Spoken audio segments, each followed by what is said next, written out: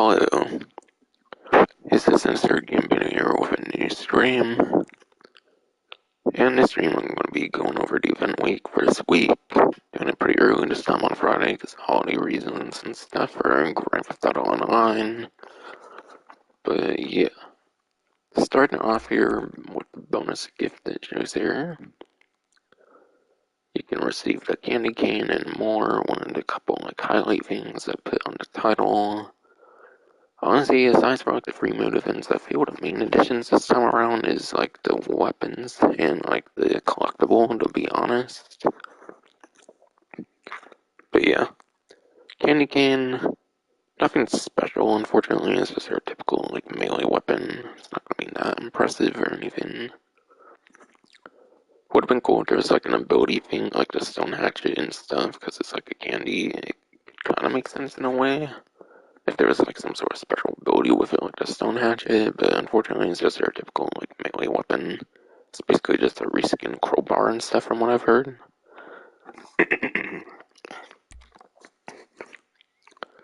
And then yeah, limited time in this 300R. This is going to be your last week that you can get the Innis 300R for some reason. Not sure why they're vaulting the Innis 300R here, but yeah. I don't feel they make it the most clear if it's just the money tech part or if it's the actual whole vehicle. It sounds like it's the actual whole vehicle though. But I don't know, maybe they reintroduced it as part of the drip feed and they only put it out for a limited time only, but it's kind of maybe a drip feed vehicle perhaps. Maybe that's what's going on with it. There's another Amani Tech vehicle that's apparently going to be releasing in the drip feed as well, so maybe they put it out around that time. But yeah, last week basically to get that, which I do highly recommend for the Amani Tech because it's an armored sport car and stuff, so you can definitely get a good bit more usage on that compared to your average vehicle. And performance, I don't think it's necessarily the greatest performance for a sport car, but again, you mainly want it for the Amani Tech anyways. I need a Gooch. There's a Gooch free mode event thing here. But I'm surprised attack from the Gooch before they distribute your valuables. Earn a little money bonus in the Gooch mask. I wanted to put the Gooch in the title, but apparently it's considered profanity according to the PlayStation 5, so the PlayStation 5 live streaming would not let me put Gooch in the title because apparently it's profanity. So I had to go with the candy cane weapon instead, fortunately.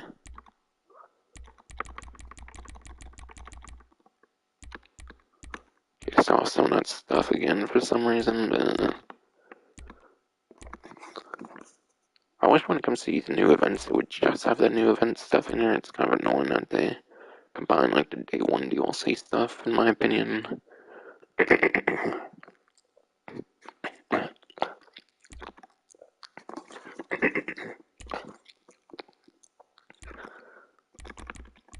Okay, so it looks like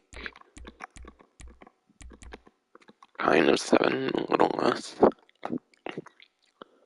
Old news there, and there. So I decided to put 5 things into what's new section here. We just celebrate with the Festive surprise. The snowfall is back as you would expect being around Christmas time, and this event goes through Christmas and stuff. And yeah, the Gooch, I'll explain more later, but it's essentially another version of the Mugger, essentially, but in the form of a random event, free mode event. And you know, we some plots of thing, I'll go more on that later as well and whatnot.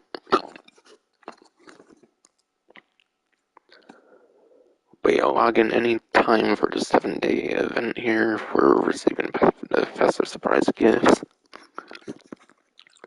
which is a candy cane, some cosmetics, and then your typical stuff.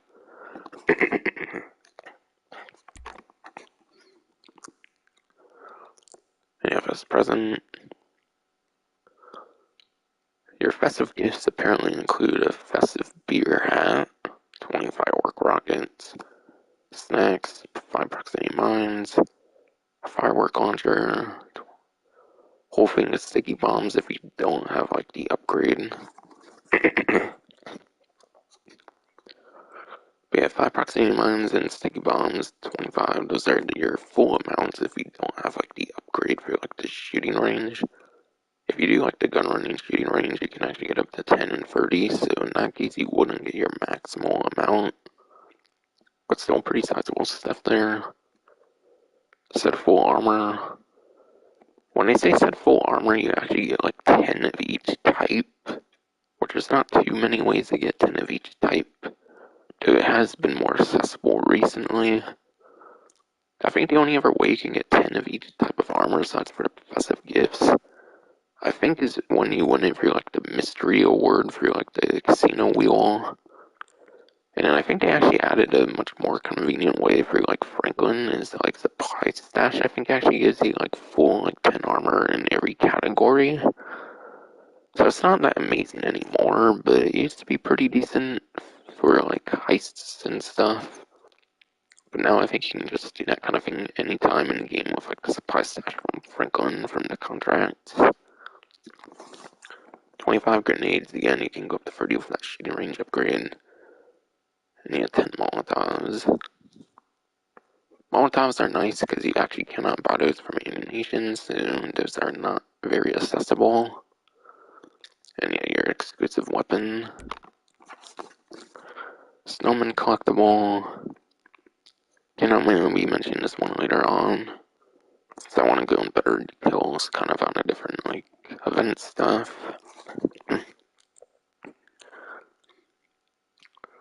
But each little one you destroy basically gets a little bit of money. In RP. And yeah, when you destroy all of them, you get $125,000, and then you get the exclusive outfit as well. Huge gear.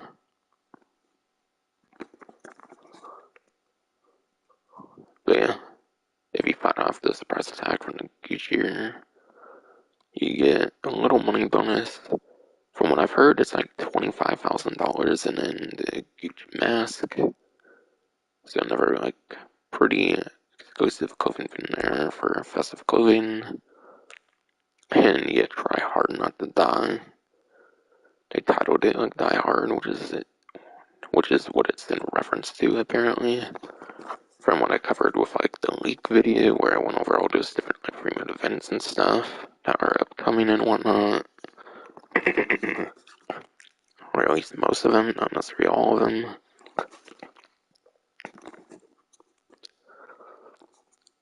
But yeah. The Die Hard inspired event will get you that new WM-29 pistol. So I'll be trying my best to go for that. But it is a random like free mode event and stuff, so it's not the most reliable thing to spawn.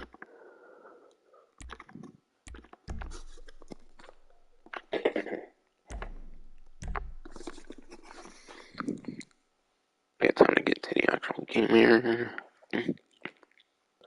Now that one news section has been covered.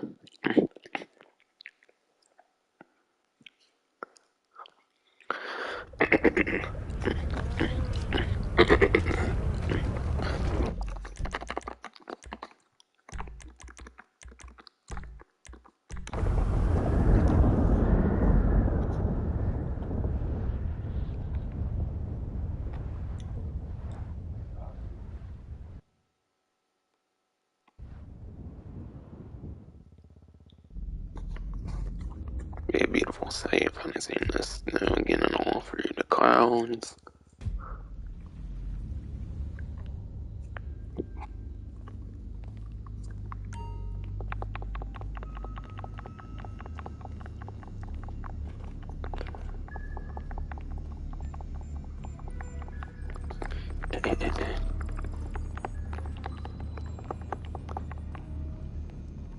And yeah, by the way, I was doing more of those like attacks, like full missions that went up to like 8. because I still need to do more like on stream and stuff, but that will be for another time. Honestly, like a non-event must get put on 2 times again anytime recently or anything.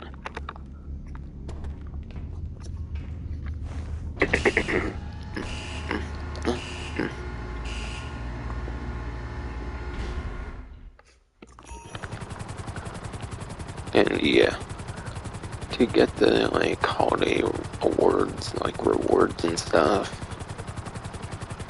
to get that stuff you need to get outside of a like apartment and like other properties. So you cannot get it right inside your property, so make sure you exit out. Maybe do a quick game save by changing your like clothing. Okay, I'm going the wrong way, whoops. Yeah, and then make sure to force a game save by changing clothing and / or going into another invite only. At least on 9th gen, in my experience, it's not the greatest in terms of saving. Maybe the like faster loading times and stuff makes it harder for it to save more efficiently or something.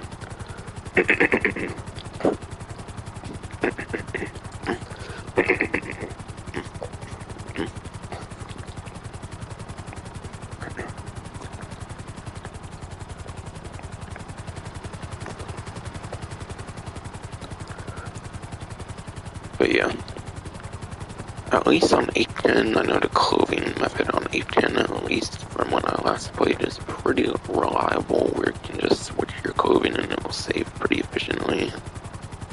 Again, if not, if you don't think that's enough, then just go another invite only. But yeah, in my experience, the clothing thing's not, unfortunately, the most reliable. I would, like, go to another, like, after changing clothing, there was times where I would just get off the game and then, like, my HSW contrails and stuff wouldn't save, so I would have to do them again. The clothing thing, in my experience, not the most reliable in 9th gen, at least, again, because there's faster load times and stuff.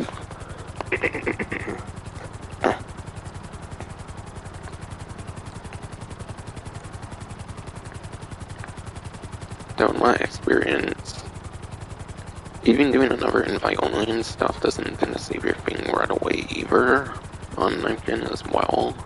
Because again, I was doing those like full game missions recently, so it's only something I just recently figured out. Like I think my award was saving for like the full game jobs, but like the money I was getting wasn't like saving every single time. So you might just have to wait in the game for like a few minutes for some things, so just to be the most safe, I would maybe like be idle. Or maybe just be idle and just make sure that you get like kicked for being idle would maybe be the most reliable way if you're wanting to spend some time. If you do want to attempt to get off the game real quick, then I would probably just go another invite only, because at least the 9th gen clothing thing's not the most efficient. Just changing a thing of clothes just leave the game with the orange circle popping up.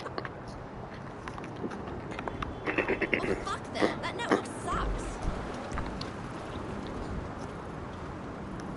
You've got to book me something soon, Jonathan.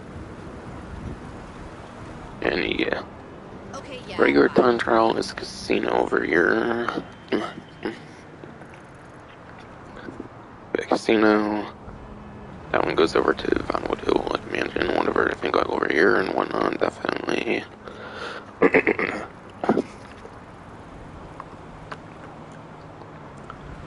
I know Vinewood Hill. I think there's like a shortcut you can do, like through the highway or something. Believe it or not, and that would maybe be the best way to go about it for like a shortcut kind of thing.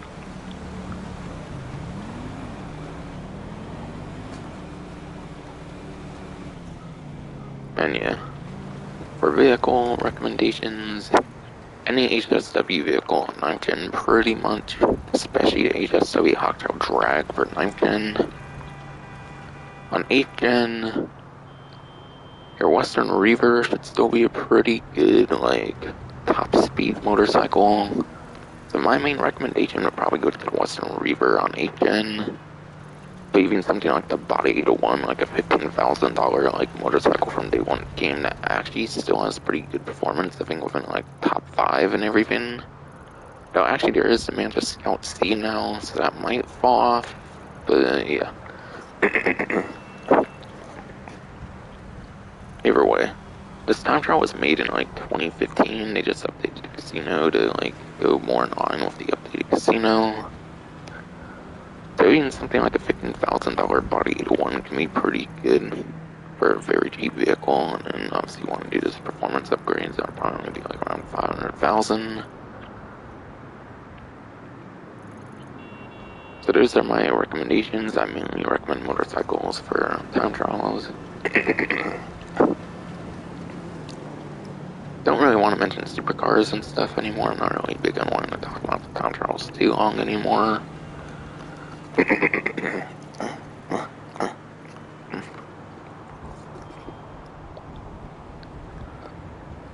RC Bandito time trial is a little Soul Park here. Main thing you need to know about these RC Bandito time trials is like how to corner and stuff like that. So I would do like a test run, see like how you need to like corner on it and whatnot.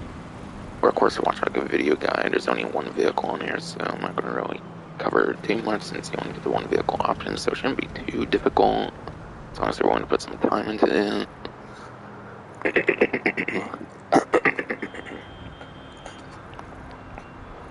And roads being a bitch down there. Okay. HSW time trial is North Chumash, which I believe is actually the last HSW time trial of like the 8. So once this one completes, it will go back to the first HSW time trial. Me, I will be doing it on stream, and I'll be doing the HSW Sterling GT. HSW is the vehicle I'm using currently. So once I get done with the Sterling GT HSW, I am reluctantly going to be using the HSW Entity MT, which apparently isn't really all that good for the supercar class, for what I've heard. Lap time is terrible for HSW, like supercar, and you mainly want lap time.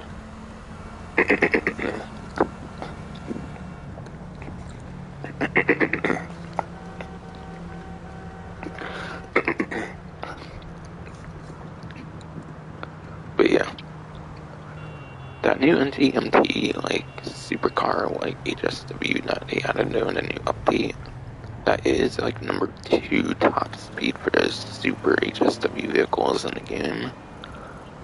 But still, if it's number 2 like top speed for the like HSW supercars, then I mean it wouldn't be a better top speed than that like Vigero ZX from Colonel Enterprise though for the HSW version.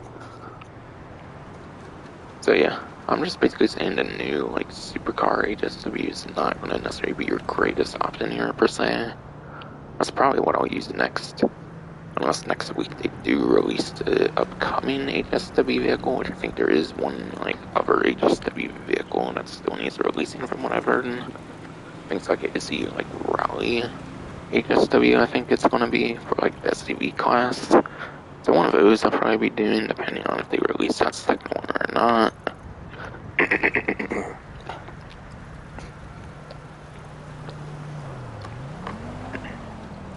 And yeah, premium race for the week goes to the motorcycle class. And yeah, on 9th gen, you definitely want to be using your HSW Hawktown Drag. There's no other HSW motorcycle in the game, so you want to be using HSW Hawktown Drag 9th gen. 8th gen, I'll go into the spreadsheet real quick from Review 1322 and talk about 8th gen here a little.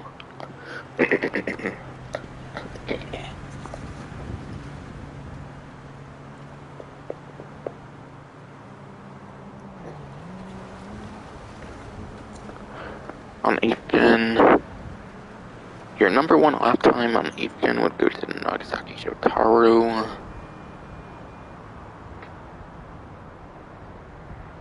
And then your Western Reaver I was mentioning earlier will be your number 1 top speed. But yeah, they don't say what course it is on the map unfortunately anymore, but just go into like premium race and you'll be able to see it. And then you can press like square or like X or whatever on like Xbox and whatnot, and whatever on PC. They'd be able to check the map on the like lobby screen. I believe you can do as well to see if it mainly has streets for like cornering and whatnot. Most likely, unless it's on a highway, it's probably going to revolve mostly on pop times, so maybe they should have Taro on 8 gen. If not, again, a Reaver for like 9 gen.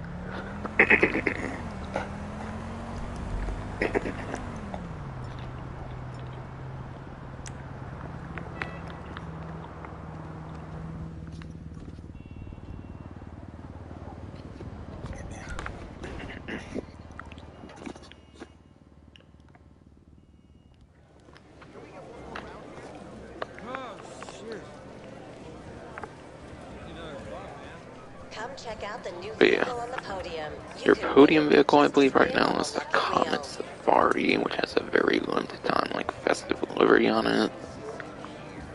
As far as I know, they only have, like, release delivery on, like, very certain occasions, so it is a pretty exclusive livery on it. So it is kind of a rare livery there, so it could definitely be worth to go there. The inside track is open and the excitement is addictive. Pick your horse and cheer them on to victory.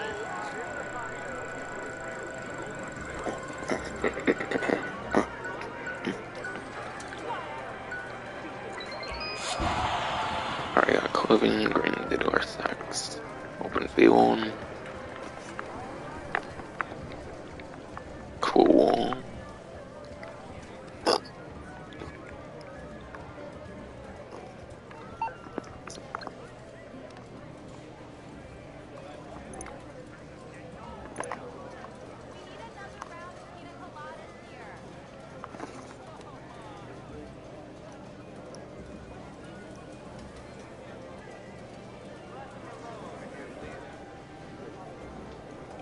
Alright, yeah.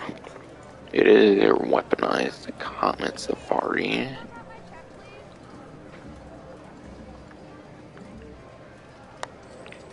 So if you visit Comet Safari here, if you get the vehicle, you'll save at least $710,000. I don't think you actually have to pay for delivery. Because, yeah, delivery was like a login reward one time, so as far as I know, it's actually a free delivery, so I think you do actually save $710,000 exactly in this case.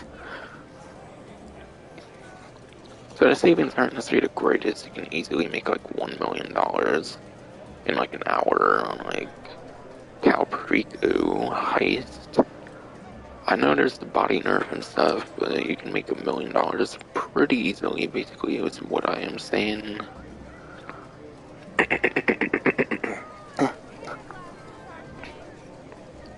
So it's not the most irritating vehicle to go for in any circumstance. And yeah, weapon modifications can only be applied at vehicle workshop in a vendor or mobile operations center. To add to that, I think you can also do at the arena workshop as well, but that was in like 2018 and the description was made in like 2017 when like the vendor released pretty much. Yeah, there's two in the arena workshop you can modify for the weapons in particular.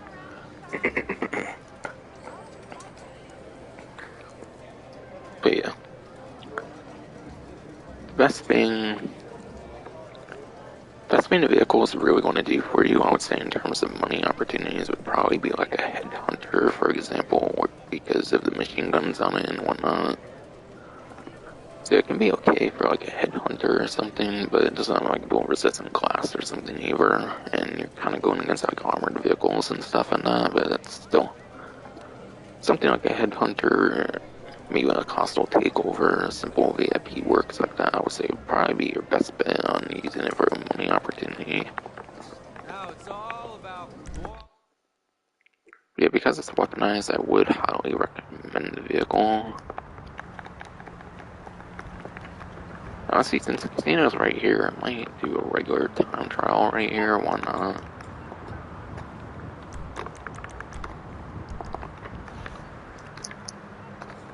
Actually, that's in 48 minutes, yeah, so I should be able to go and see here, I think.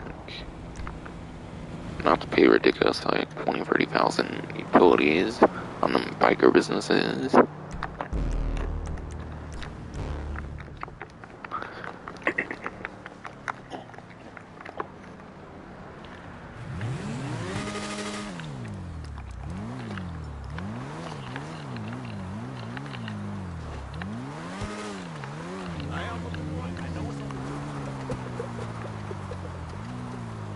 And yes, you do gotta do this in the snow. Unless it expires at some point during the like 1 week, then you might not have to do it in the snow. So as far as I know, you pretty much have to do it in the snow.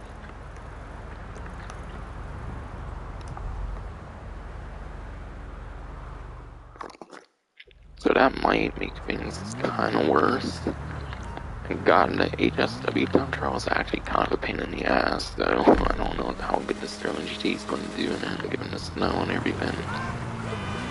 Well, oh my God. Trying to do a little shortcut for the highway. You know, I think I've done before, but I'd like to get it done kind of quick. Of course, my armor is kind of gone now, but whatever. Whatever, I guess.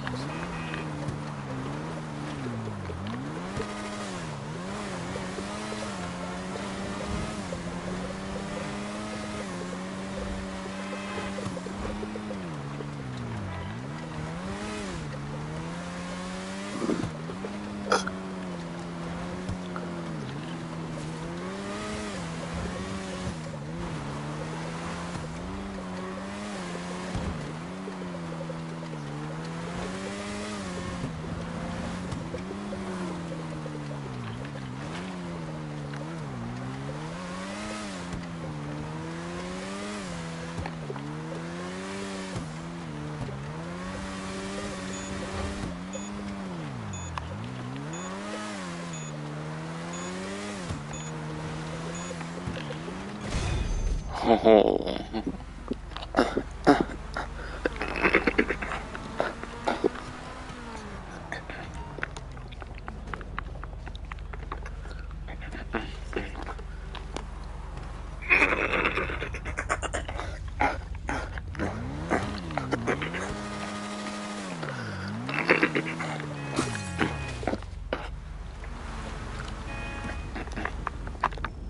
Oh my fucking god!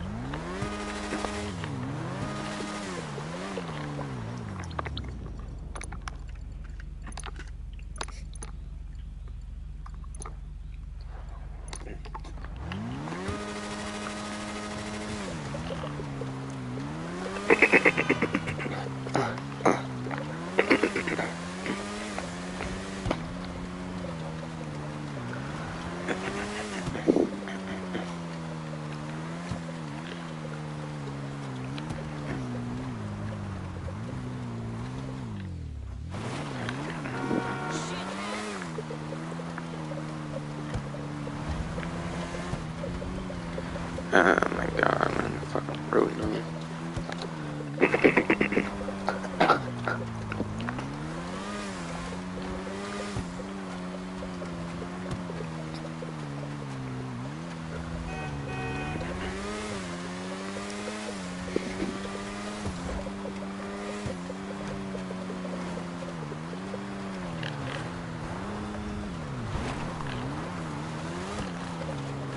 But yeah, you know, like shortcut from casinos, so you don't have to like do the turning stuff earlier on and whatnot, take a bit of a longer route. That's basically your shortcut I was mentioning for like strategy there.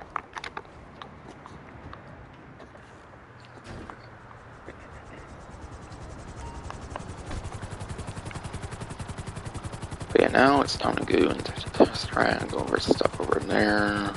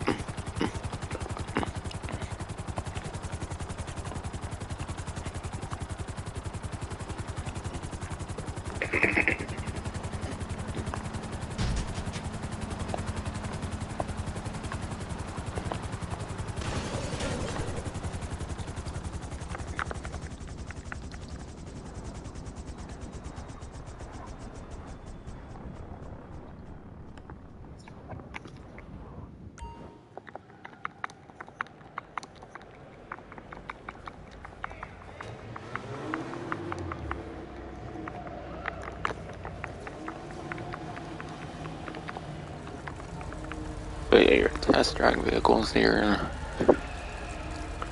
Starting off will be the Classic Drift Tampa, the Picasso Furnace Classic, and then finally there is the Ubermacht Revolter.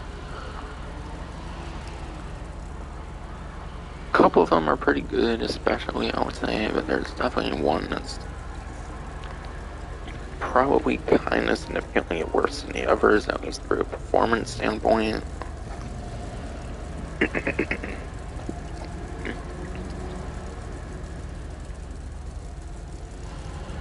But yeah, your Drift Tampa and your Infernus Classic will both be on a 30% off discount.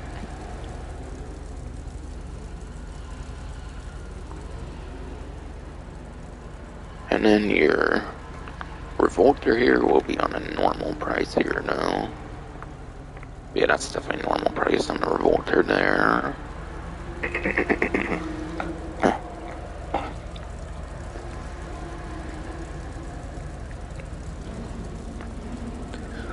Yeah, starting off, we did Classic Drift Tampa, and that is in the Sport class.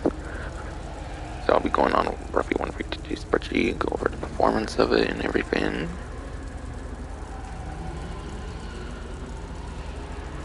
Okay, yeah, your Drift Tampa, it is in the Sport class. It's a G tier sport car, according to roughly 152. And at best, that makes it 79th place at lap time, and then it also makes it like 77th place top speed. So you're getting high 70s at best for your lap time and your top speed. And for those that don't know, there's like 90 to like 100 sport cars in the game, so that is definitely below average on both.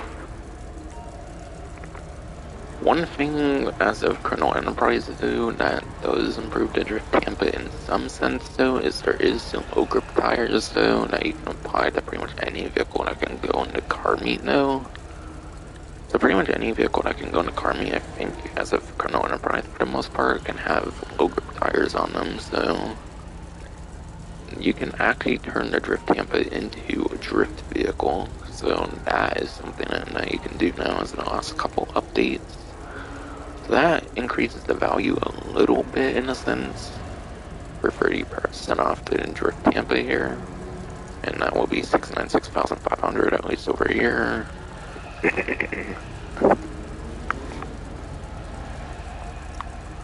So not great performance, it's more for drifting, which you can do that better now as the last couple updates. Next here will be the Pegassi Infernus Classic, which is one of those like classic supercars that will be in your Sport Classic class. And according to roughly 132 spreadsheet, at best the Infernus Classic is a B tier Sport Classic, and that makes it at least, at best that would be 8th place on lap time, and then it will at best be 14th place top speed.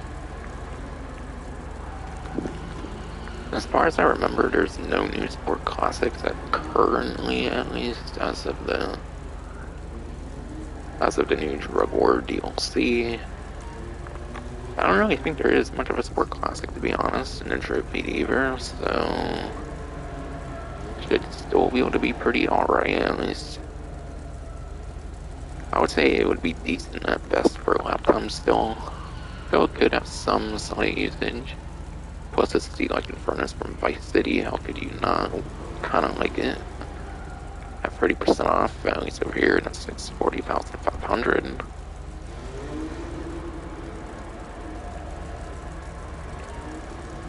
Which actually makes it cheaper, it seems, than Drift Tampa, funnily enough.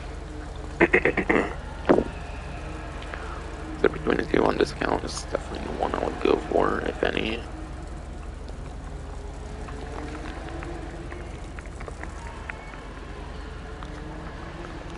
And last but not least, even though it's not on discount, the Ubermacht Revolter is a pretty interesting vehicle. It's also going to be your one vehicle over here, and that is actually a Festive livery vehicle as well. So you have like a tartan kind of livery or something, I think, for this one right now. And yeah, I'll go on the website for Revolter because there's something interesting about it again. I think it's like a 4-door sport car, a little preview on some discounts, by the way. But yeah, again, it will be on your normal price, but has the same circumstances that Comet Safari earlier, where you can actually buy machine guns on it. And yeah, this one can fit 4 people, so if you're doing like a headhunter or something with a huge like group of players, if for some reason you wanted to use a revolter for something like a headhunter, like a hostile takeover or something, which will probably kind of be its best usage because it's not anywhere near the greatest weaponized vehicle, then it at least has a 4-seater advantage. So definitely cannot go wrong with this one. I do recommend it just because it can be weaponized. So even though it's not on discount, I do think it's one of the better ones here. So this one's absolutely bad here. It needs to definitely have very slight usage. So especially the Revolter. Even though it's the one that's on full price. Next here will be the prize ride challenge here, and that will be your P-Fister Comet S2 Cabrio, which is from like the contract DLC. And it also has like a festive livery on it, so it has a pretty limited livery, and that's only had like very particular releases for it and whatnot. Since vehicles from like 2021, that might be like the second time the livery's been offered, so the livery might not have been offered all that much per se.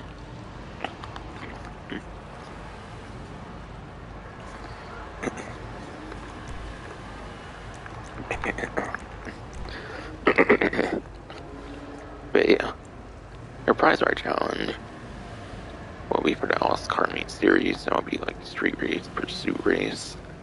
Maybe it includes like the free mode, like sprint races and stuff as well that you can do with other players in like free mode and like the actual car meet. Maybe.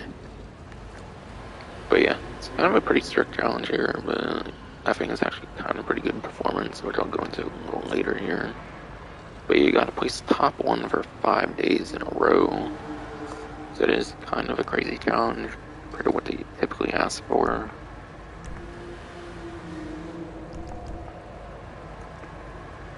But yeah, that's the way to go about that. Would definitely be your street races. And yeah, it seems pretty much any Rockstar created races on some sort of money opportunity. By the way, I'll get into all this kind of later when we talk about the money opportunities. But yeah, street races, a 2 to 8 player, like tuner races there will definitely be your best bet. What you could do is you could like exchange wins with a friend, so that way like you and your friend win. Just do like 2 races per day. We'll have you win 1, and then if you have like a friend that wants to get it as well, then have the friend win 1 as well. Pretty easy if you do it that way. If you have like a friend and stuff.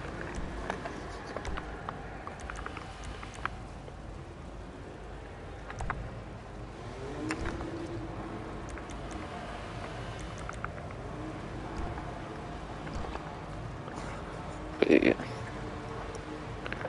I'll go to performance on Ruffy 152 spreadsheet, which is in the sport class.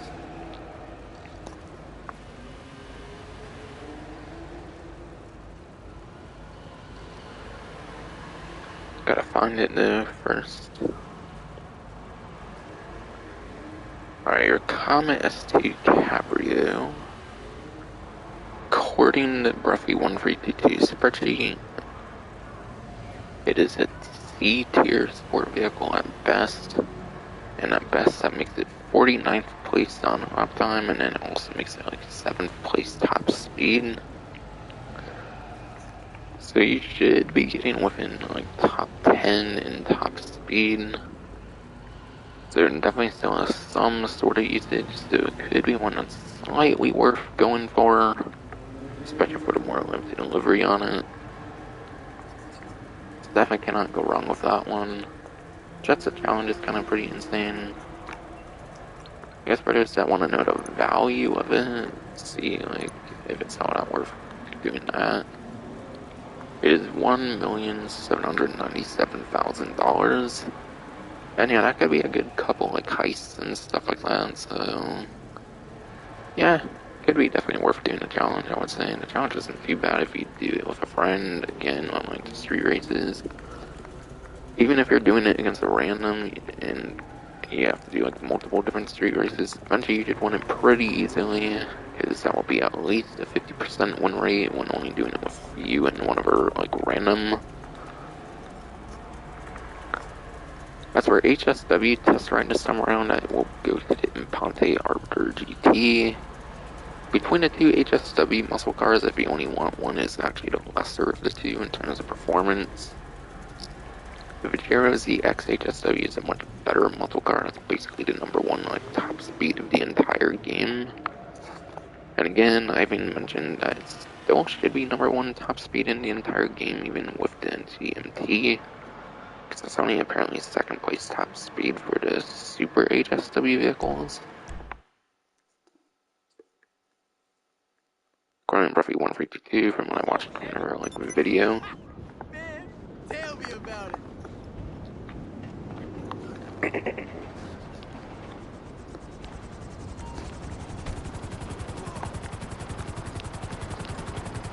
Then I'll be over to luxury autos. And yeah. That Weasel Plots the thing does actually show up from like 8 to 6, I think like 8 p.m. to 6 like a.m.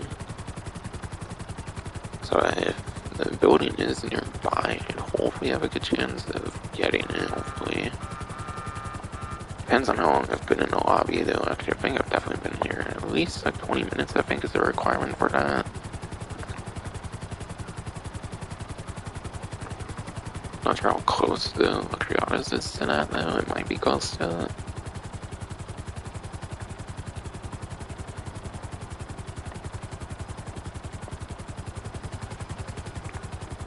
Oh well, it doesn't pop up, I'm not gonna worry about it right now. Because again, I'll be mentioning some of that stuff throughout.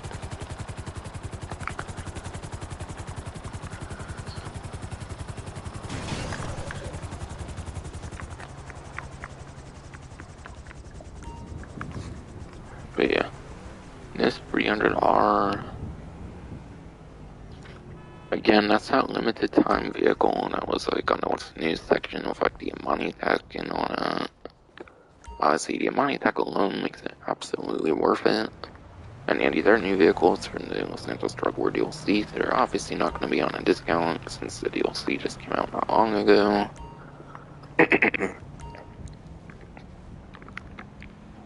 And yeah, I think they actually did an NTMT on here, like the initial release day of the update, but you can still get NTMT over at Luxury Autos.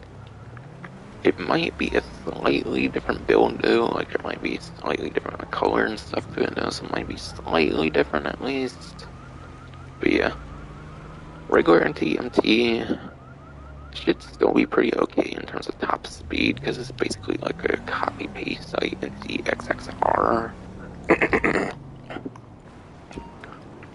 And the Entity XXR, I believe, is still pretty good top speed when it comes to like San Andreas Super Auto update, whatever, from like 2018. Like the supercar, it should still be pretty good there.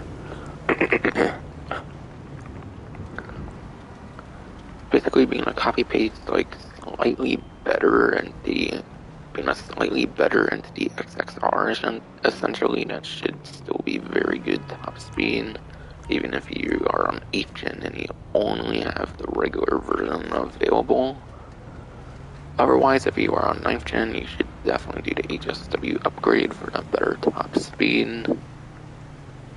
So both of these are definitely pretty solid in some cases.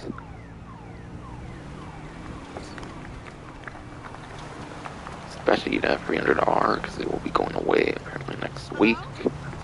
That's definitely one to be jumping on right there. If you want it.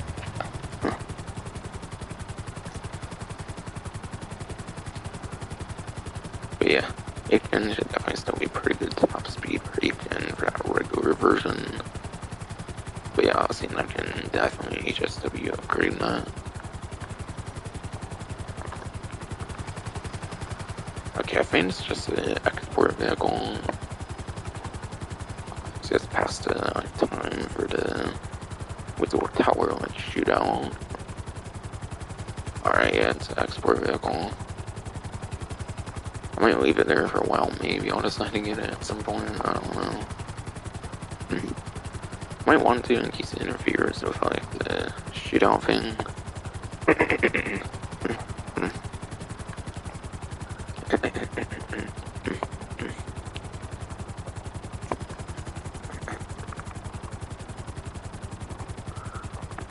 And then yeah, I want to go to Simeon's here. Go over like 5 vehicles over there.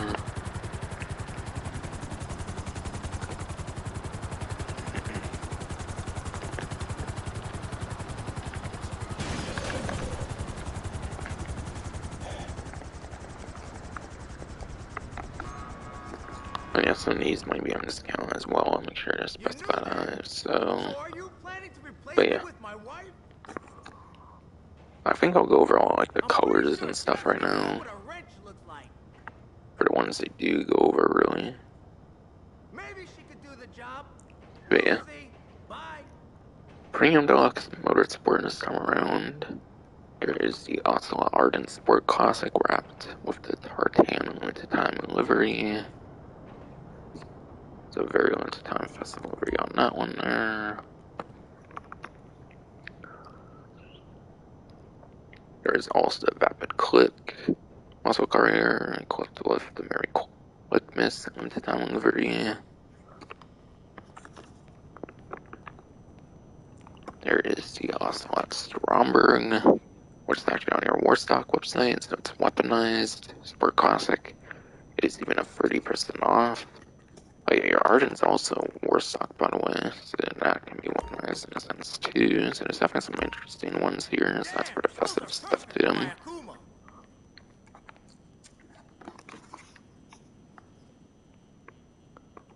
And probably for your more regular vehicles that are like not festive too much and whatnot, you have your Maximum Vagrant, which actually has a Tartan to time livery on it, so actually this one's even a festive like, build here as well. For your Maximum Vagrant, and then your Pegasi Toros. Jalo said. Pegasi Toros. That's just a regular build there. So it's probably the least interesting one this time around for the Toros, just because it doesn't have like a festive livery to it, and it's also not like a discount in the case of like the Stromberg. But yeah, you're also at Arden. I'll go over to Warstock here. Kind of talk about a bit more. And yeah, again, there's a little confirmation about Stromberg discount count, 30% off.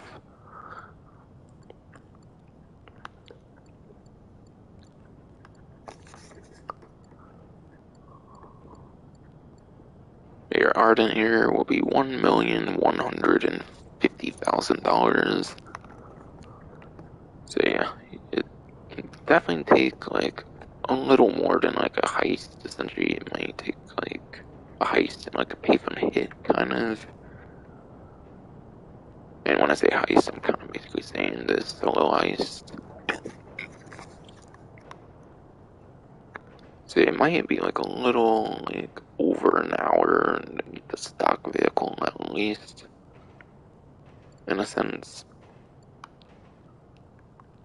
But yeah, this vehicle here, the weapon capabilities on it are just simple machine guns on the front. So the Arden basically is machine guns. Some of the gun running machine guns, though, I don't necessarily think they're that great, because I know like the Night Shark from 1 year doesn't really have the greatest machine guns compared to something like the Stromberg. I think that has like better machine guns, for example, in terms of like the strength of them. So it might not have the greatest strength machine guns, but yeah. Again, your best use for it will be pretty much the same, I would say, as like your Comet Safari and then the Revolter I was mentioning earlier. It's probably gonna be best for stuff like Headhunter and like Hostile Takeover, like VIP Works, I would say pretty much. It's not much of an exclusive thing this thing really does, just like the other two mentioned earlier. Because again, it's just a vehicle with like machine guns on it.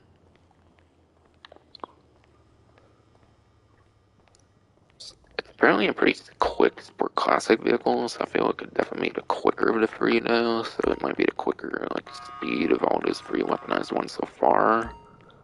So in a sense, that definitely makes it the most worthwhile one.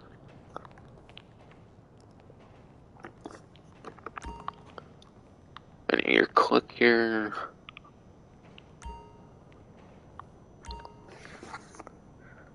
I guess since it has like the Festive livery in it and stuff, I guess I'll go over performance on it, but it won't be on a discount. So you're paying your typical $909,000 on it. The only real huge thing is the limited livery on it. Have a little sneak peek. I'll maybe just say if it's good or not. Might not go too much in detail on this one. Alright, your click. Your click muscle car is actually 10th place apparently. And yet a Tulip M100, and that one's not the greatest performance for a muscle car, so your click will be like 10th place on the 9th gen for lap time. So, and I know there's definitely at least like a muscle car or two in like the drip feed, I believe. Trying to think of the lineup of vehicles so far in the drip feed. I don't think there's a muscle car on the Legendary Motorsport. Let's see here. It's like, Hey, how's it going?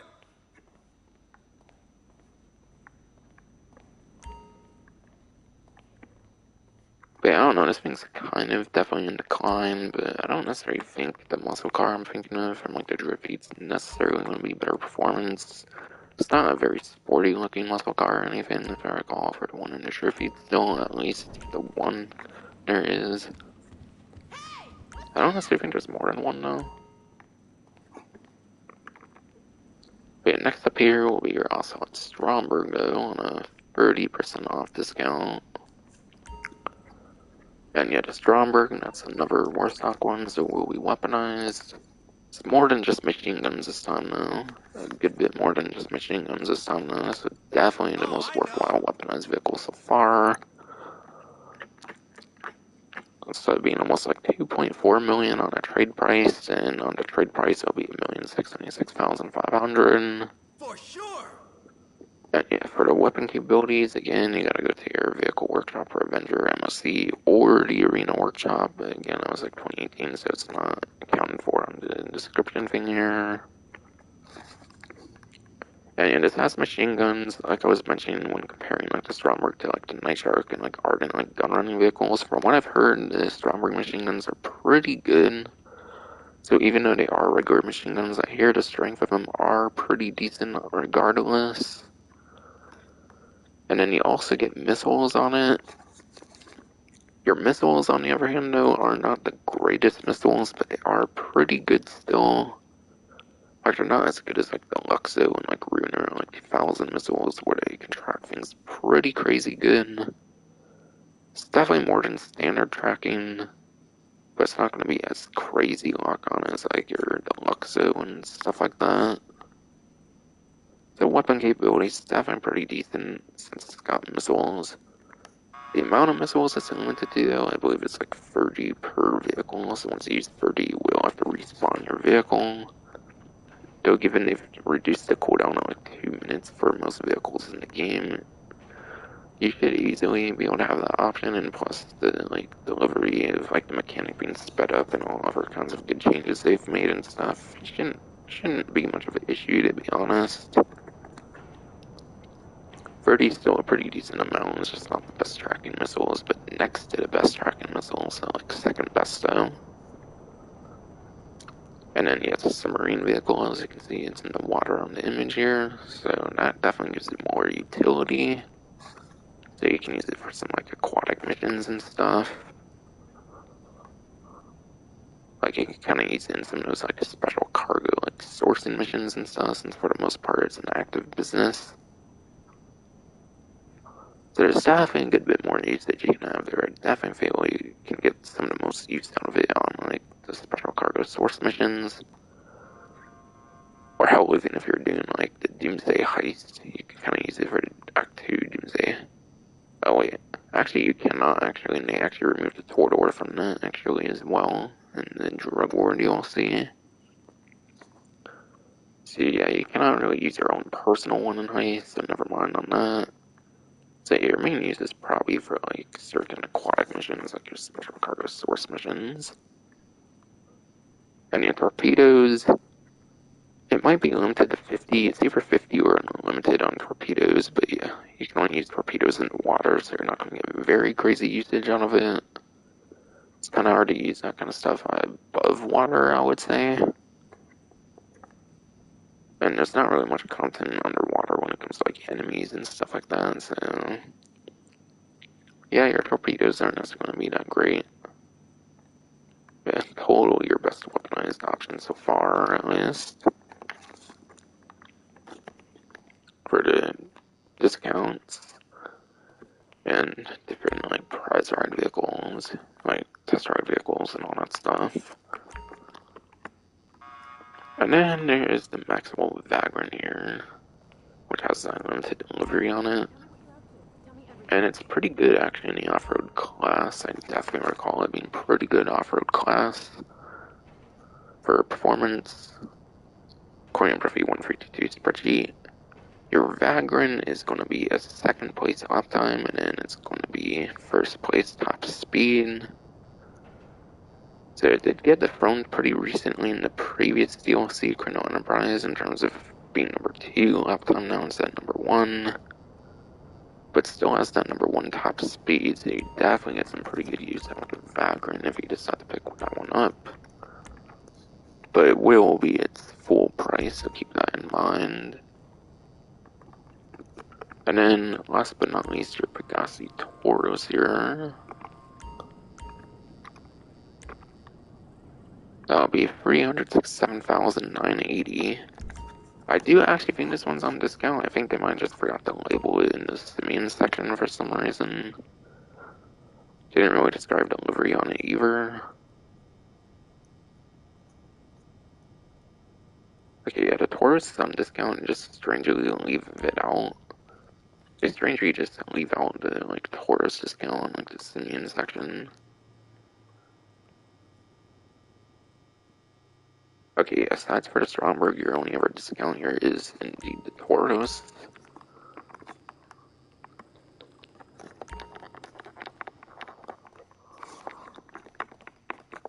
Nah. Honestly, I'm not going to do the test drives anymore. I used to test drive them while I'm talking about them, but they're stock versions anyway, so you don't get a true like showcase of performance to begin with, though.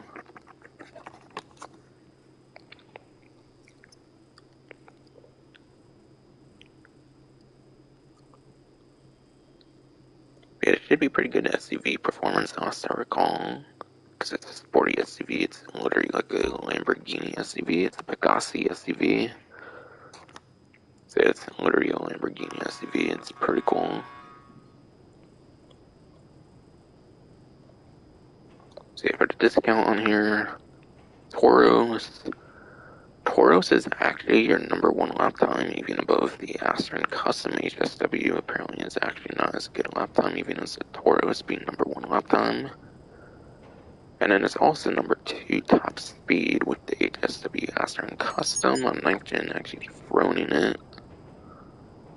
So basically it's your number 1 SUV in terms of 8th gen, but on 9th gen it's no longer number 1 top speed.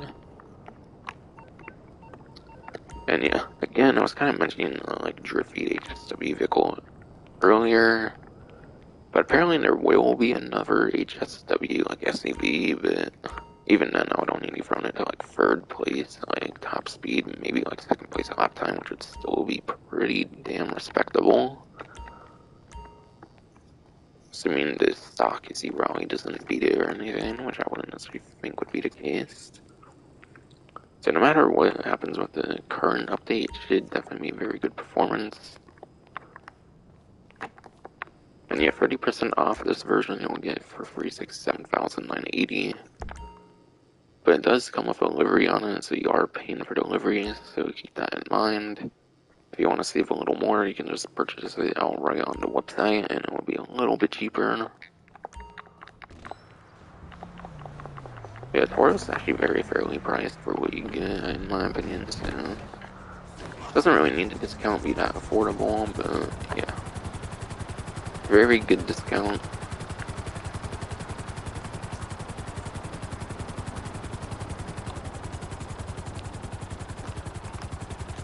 Yeah, let me get rid of the, thing here just in case it messes with any of the, random events. Or honestly, just one random event I'll really be able to do, because I'm not in a 2-player session, so I can't get the gooch though. Oh well, Trip Tampa. That's funny since it was actually on the test track earlier.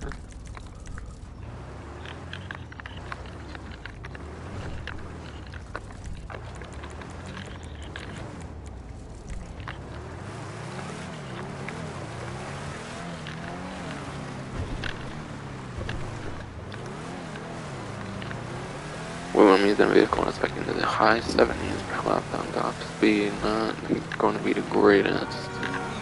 And yeah, it's probably even like a stock version until the engine upgrades too, for all I know, so might be even worse than.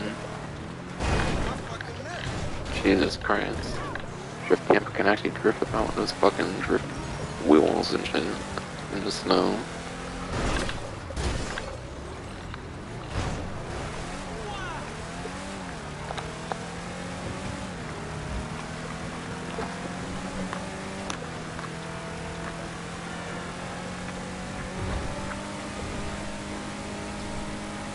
And yeah, Drift Tampa, and that's obviously very weird classing because the other Tampas are pretty much all like muscle cars. So having a muscle car like Tampa kind of is thing in like a sport class that's obviously bound to make it shitty performance. So I think right when I said it was sport class, it was definitely pretty obvious. It's going to be pretty piss poor performance. And I was thinking realistically as well, yeah.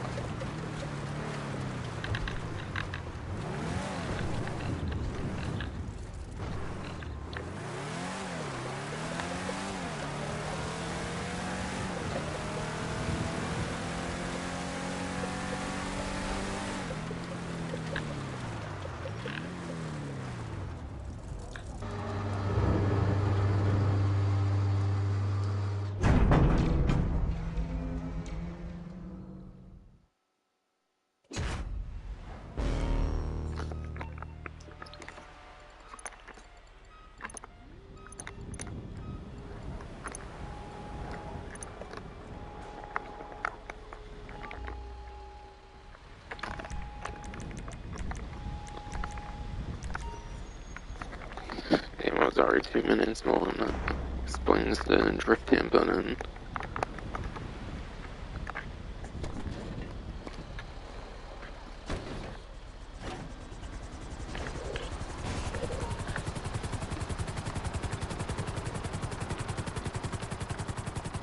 Yeah, I'm probably getting away from all this stuff here, so it's not as much background noise.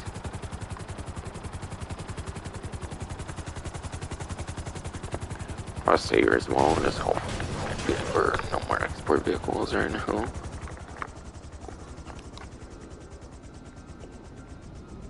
Yeah, I went over all of those different vehicles that was Simeons and then Test Track and stuff. So I was Drift Tampa and Furnace Classic. And then the Tauros and the Strawberry Classic discounts. So I think that already does half of the vehicle discounts. There's still 4 more to cover now for vehicles.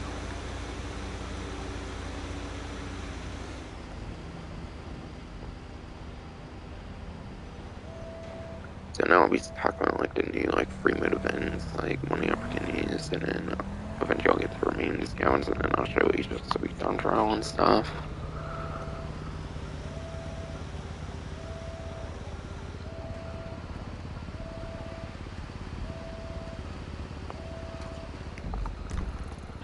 But yeah, I have to find where this like Weasel Plaza goes to and whatnot. So if I go onto GT series videos when it comes to YouTube here, that's what I'll use.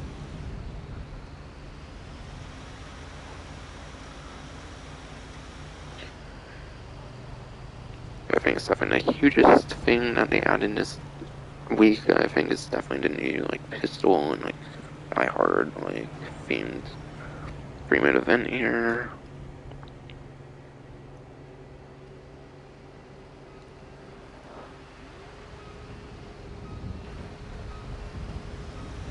But yeah, the first time you do the like event thing for the okay, well actually let me figure out location first.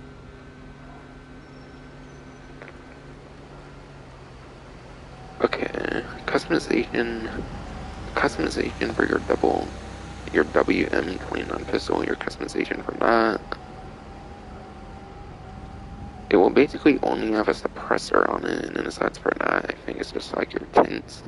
So you don't even get something like an extended clip and stuff like that, as far as I know. You only get a suppressor as an option for your WM-29 pistol, which might make it one of your least customizable pistols in the entire game. I only understand you get like an extended clip. So that only beats out the like marksman pistol, double action revolver, navy revolver, paprika pistol, wire gun, atomizer stun gun. So it's one of the least customizable pistols in the game, definitely in the lower half it looks like. It seems you only get access to a suppressor.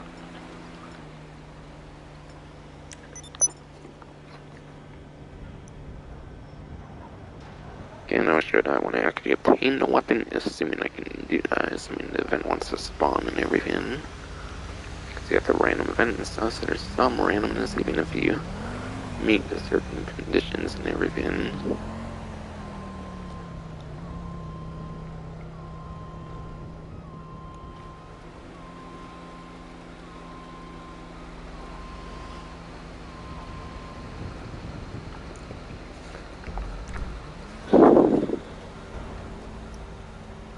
Okay, looks like I finally scrolled through enough to have a location for it.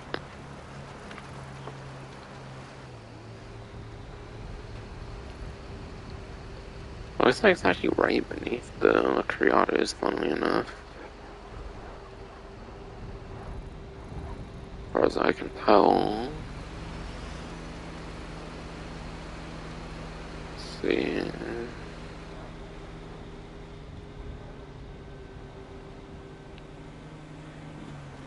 Okay, yeah, this building here is it here. So this building will be your like Weasel Plaza, like shootout. Yeah, the Weasel Plaza shootout. That's definitely what they called it there. I just learned.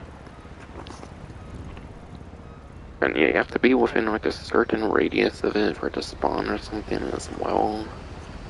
You might not need to be right in the radius like when it activates, but like during the active time of like 8 p.m., 6 a.m., whatever. Like 20 o'clock to like 6 o'clock, whatever I believe it would be for the 24-hour time on like the phone, on the in-game phone. You have to be within like a step radius. Upward, it kind of goes like close to like the water here. Is like high as it goes in terms of the radius you have to be in. It's like kind of around here is where the radius kind of caps out, like going above it.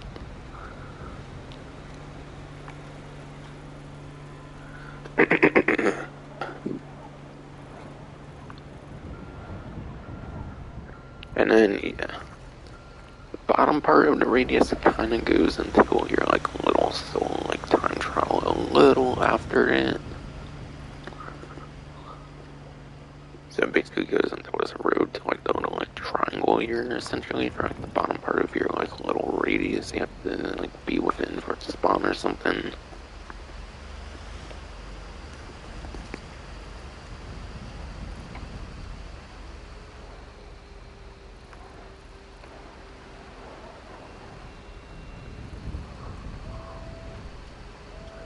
In terms of the left part of the radius here for like the little like circle, looks like it goes to like slightly into like the tunnel like highway part here, like kind of like a little more to the east of like the clothing store for like the left end of your like radius that you can be in or whatever. And then yeah, kind of right side of the radius there, part of it ends like, okay, basically up to this like building here. It seems to be on like the right side or something. So there's definitely an okay space there. Again, kind of the main area of interest might be like record A studios, like luxury autos. Kind of going near those places should kind of be your like best areas to go to for it in a sense.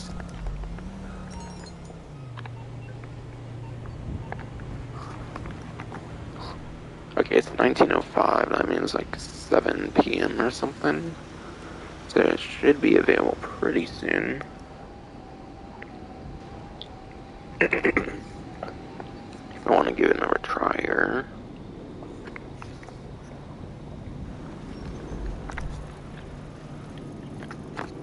But yeah, according to DT Series videos, the event is available in any type of session. Requires no less than 20 minutes to spawn, so you have to be at least in the lobby for 20 minutes for it to be able to spawn from the moment you join. And then it takes place on the roof of the Weasel Plaza building. And it can only be triggered between 8 p.m. and 6 a.m. Requires the player to be no further than 400 meters from the Weasel Plaza building. But yeah, I assume you don't have to be there like during the like time. Like I think you can be like outside of there. I think you just gotta get to the event at some time between 8 to 6, if that makes sense for PM, AM. Or 20 o'clock to 6 o'clock on the phone.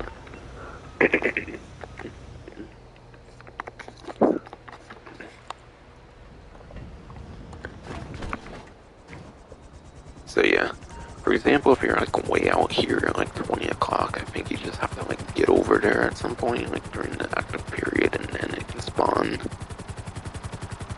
Like you don't have to be in that circle between like 8 p.m. to 6 a.m. Like right as it starts, pretty much any time during that time, from my understanding. It just start to be able to be available here again.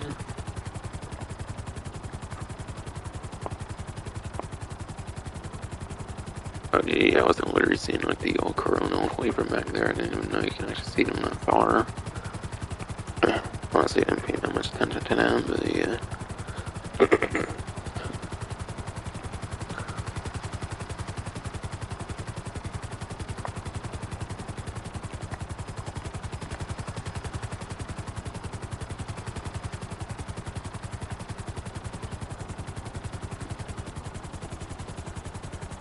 So basically it's on top of this building over here. And again, it is a random event though, so it's not the most guaranteed win in the world. So yeah, if you fail conditions, you're not guaranteed the random event, obviously. Which kind of the annoying part of them doing a bunch of new random events anymore. Yeah, I don't really want this to be spawning here. Because I don't know if that interferes with the event. So I might just destroy this one then.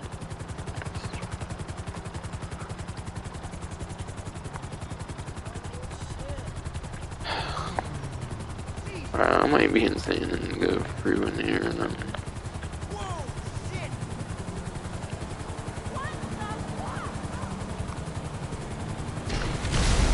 There. Destroy that in case it interferes.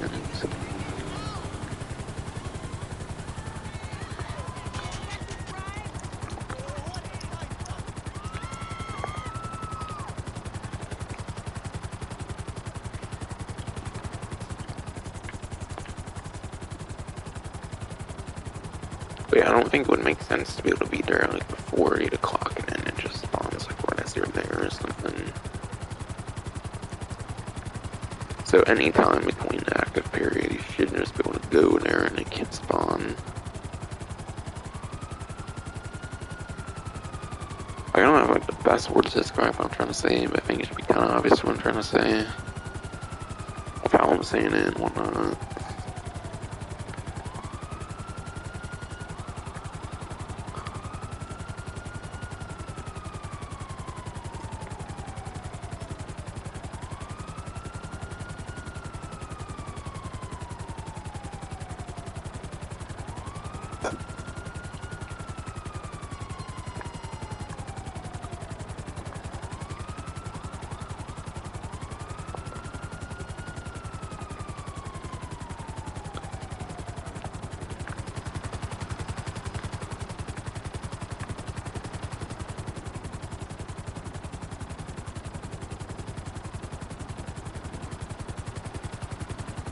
Yeah, still doesn't want to spawn for me, which is unfortunate. I just have to keep kind of trying, like, over time and whatnot. And your best ways to get into spawn transportation-wise would probably be like a jet or a plane, obviously. Okay, maybe go away from that payphone here. Maybe I can help it. I don't know if something like that could interfere with it. I don't know if any other random events can interfere. Or if you can have like multiples like on the screen at the same time. So just in case, I would maybe get rid of other Freeman events as well. Not the most necessary thing per se, but it's possible. It wouldn't matter.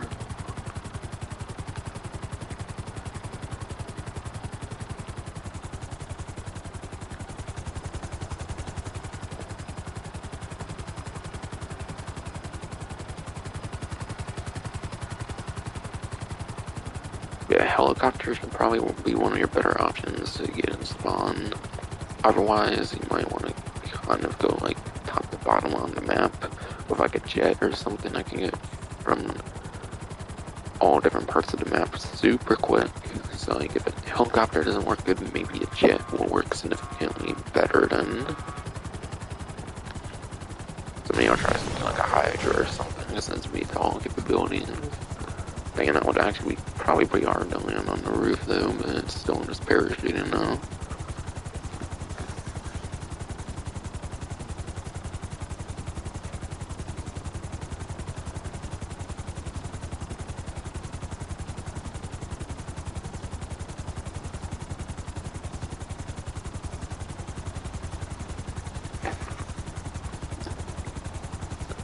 And yeah, you know if you'll have it if there's like police helicopters and then there's like a red dot and everything.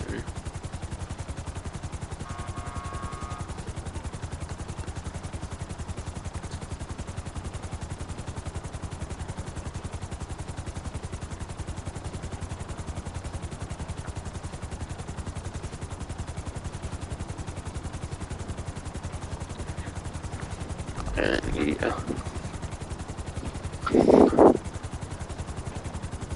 There is also a Season's Greeting weapon mod unlocked, and that's tied to your pistol Mark II. So by doing it, you also get a certain livery for the pistol Mark II for some reason. Maybe it has something to do with the Die Hard movie or something. So I'm not much of a movie person, so I don't really watch movies, so I wouldn't know. I'm more of a game person over a movie person. So yeah.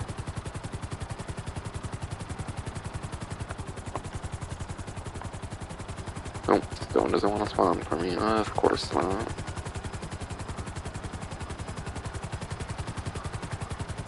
Figure after every little thing I kind of mentioned now,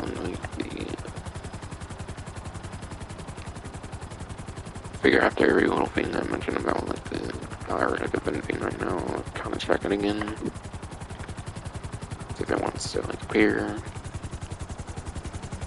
Of course, later on I might try a jet or something.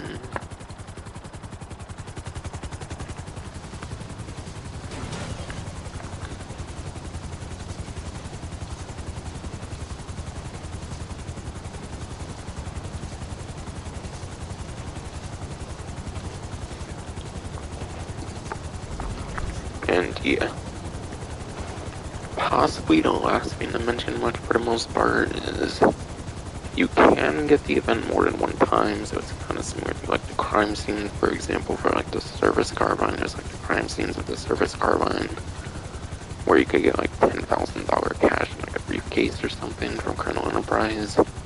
There's kind of something similar to that with this as well. So if you already obtained the WM-29 pistol when you do get the event again, it seems it's like a wallet of like $25,000 that can be obtained in its place. So there's still some sort of monetary bonus if you can get the random event more than one time.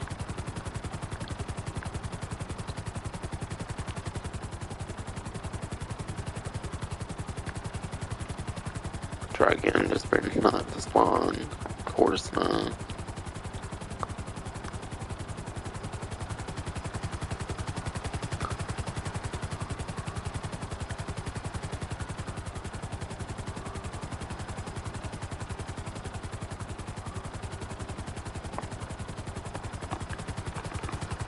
Hate randoms when I don't want to fucking spawn properly and stuff.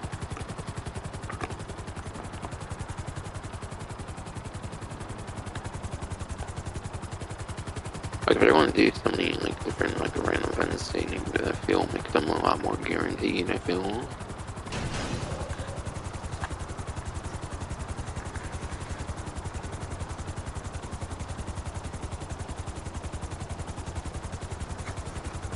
And yeah, that pretty much covers all of that event, at least for a surface level. And yeah, it's only the one building, there's no like other locations or anything. Because it's a very particular like movie reference kind of thing and whatnot. It's gonna be very particular stuff and whatnot.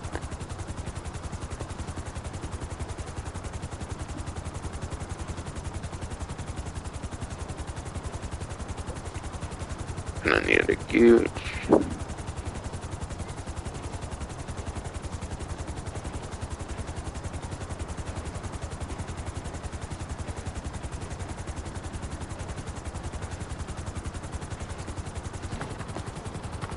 I guess I need another check here, even though it's definitely going to be a no, probably.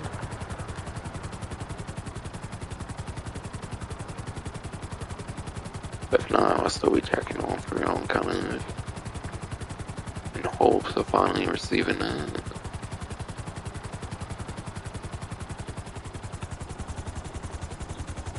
Like, bruh,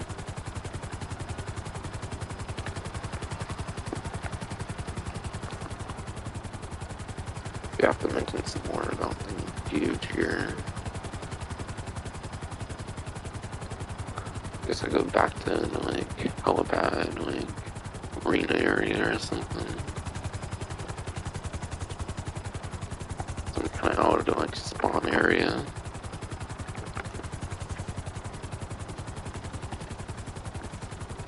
Yeah, one time I might try being in the circle like right as it spawns.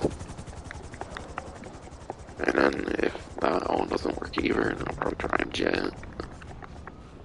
So I'll definitely be maybe trying a good couple times. Hopefully. So I have to go on a GK series video for the huge information. So Rockstar doesn't go into the most information themselves on these things. I assume they mainly like people to figure it out.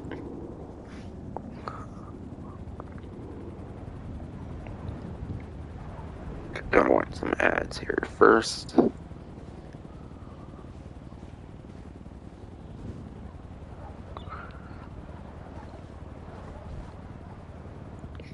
Bit of Gooch. It's basically Rockstar's version of Dr. Seuss, so Gooch is just basically Dr. Seuss for GT Online. That's kind of a pretty fun reference, I guess. And yet a Grinch Gooch will randomly steal money and snacks from the players. So it steals a little more than a regular mugger. It seems to do money and snacks for stealing.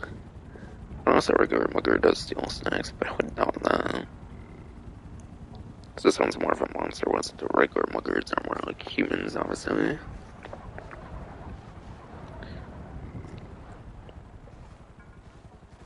again, similar to Lamar's Mugger, difference is this event is completely random and the game will decide when you get robbed and like who to rob and whatnot. When killed for the first time, the Gooch will drop a present containing the Gooch mask. Killing player, by killing the monster, players will always get the stolen loot, plus additional $25,000 in snacks. So you get your stolen money plus additional $25,000 and then your snacks back.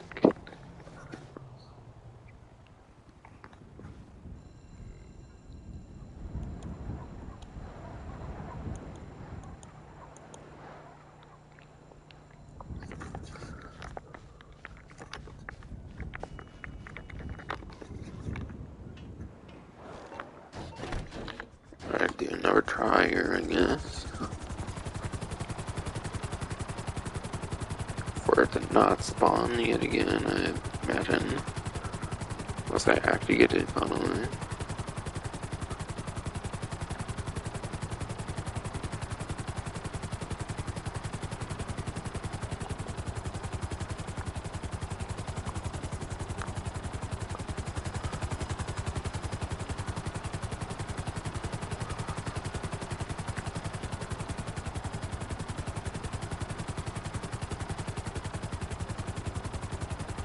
So now I'm not gonna get lucky with it, unfortunately.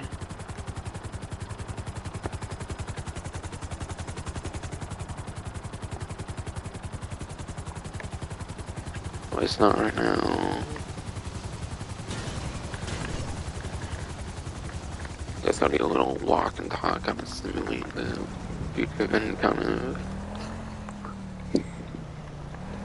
Yeah. Geeks will spawn at any type of session that will be public, invite only, etc. So any type of lobby, as long as there is a minimum of 2 players. So there needs to be 2-player minimum. So unlike the Weasel Plaza shootout, which you can do entirely solo and invite only by yourself, you do need a second player for the Gooch, at least. Both players don't need to be outside of like apartments and stuff, as you would typically expect, because it needs to be able to attack you like on foot and whatnot.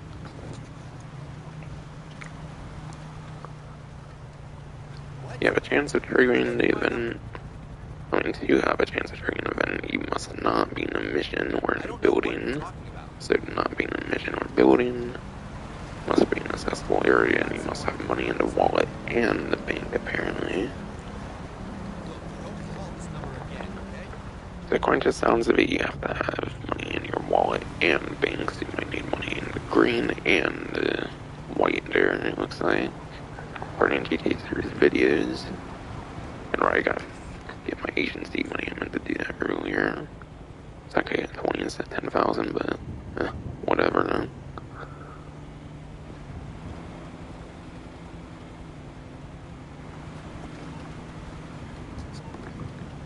Yeah, I'll go to agency quick. Because maybe if I go in the interior, then I exit the interior, maybe that can increase the chance of it spawning or something. For the Plaza shootout or something.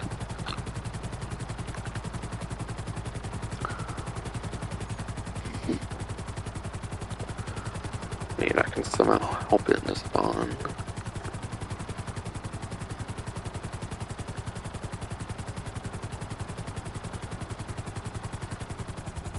Still no, unfortunately.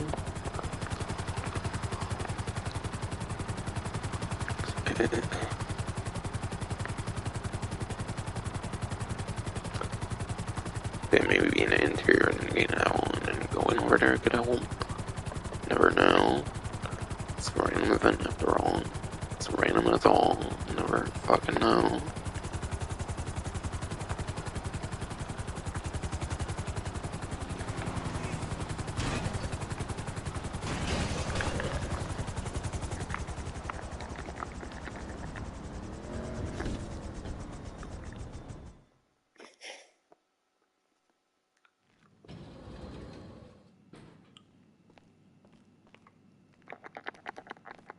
Arcade's at 95,000, so that's about to be a capacity now too.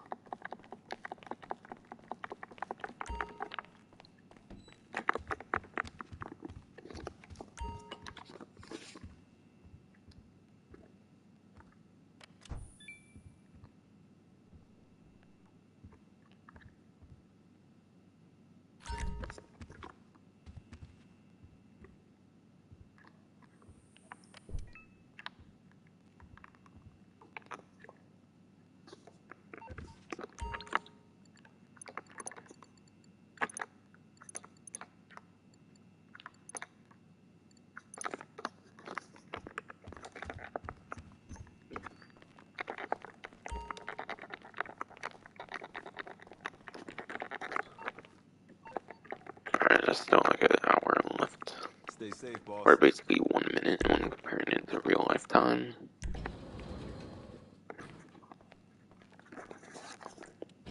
And never know, something like this could help it spawn for all I know. Since I was in interior, not in the exterior world constantly. Yeah, going from interior to exterior could maybe help. Because it was a while since I've been in a proper interior.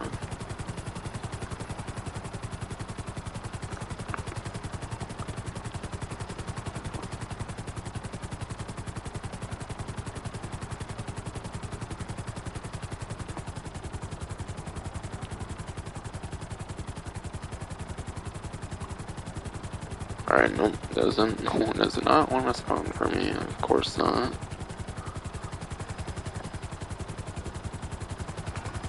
I try a couple other ways of trying to get it to spawn, definitely. Depending on how much longer my live stream goes, at least. I don't know, if I don't get it, like, while I'm doing the, like, actual live stream itself, then I might not. I think I can always play some other money opportunity or something while I try to get it as well, while I wait and try and get it.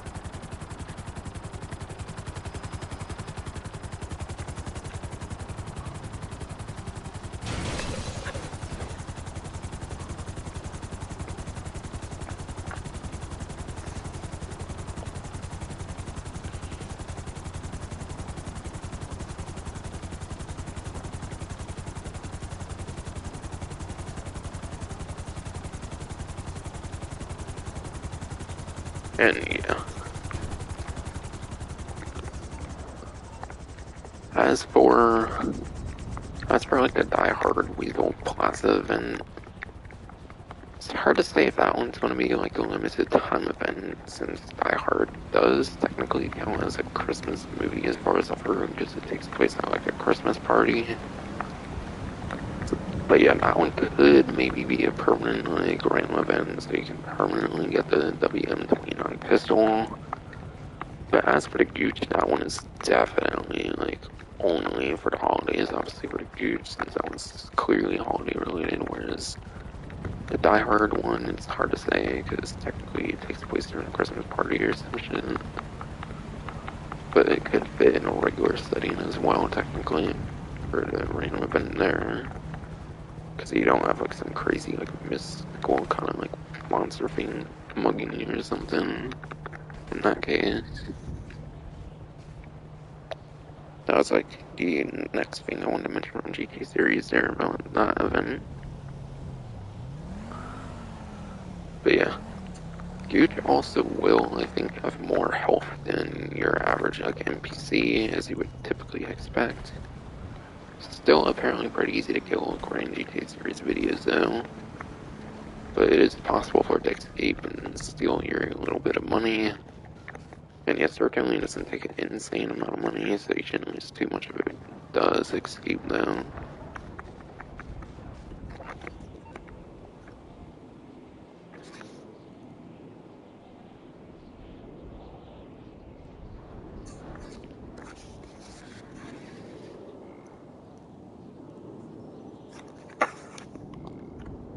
But again, I'm not going to be showing off the Gooch because I'm not playing with another player just to get that. Sure, maybe I'm being a Grinch or a Grouch or something, but I don't really care to play with another player just to get the Gooch. At least on stream I'm not. Maybe off stream I'll do it.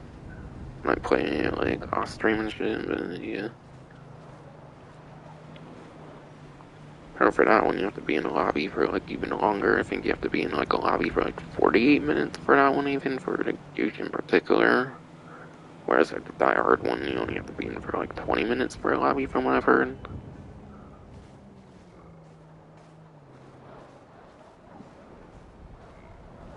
So yeah, I'm not gonna be in a public lobby for like 50 minutes just for a chance at it.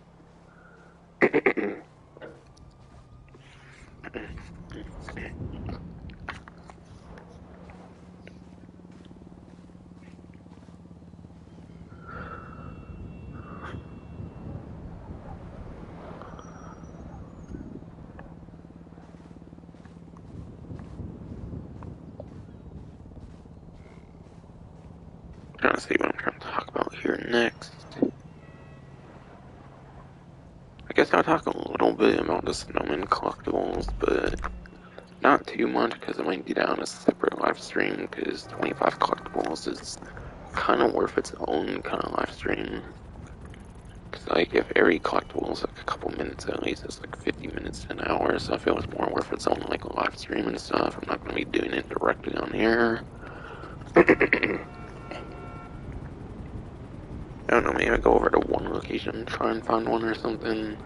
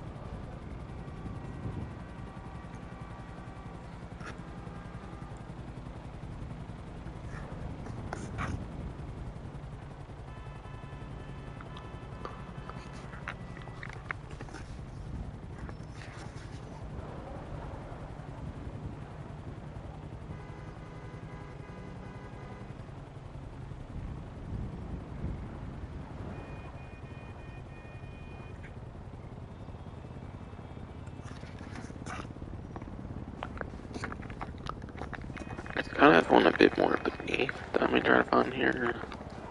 But yeah. Problem is the map I'm using is like a big snowman icon.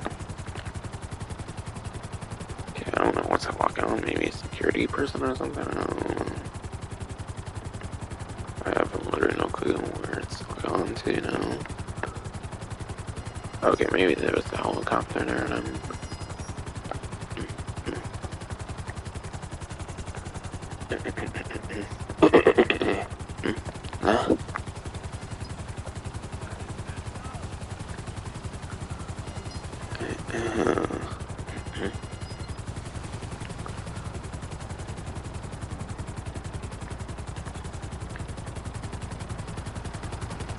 I might have to kind of look at a better location or something.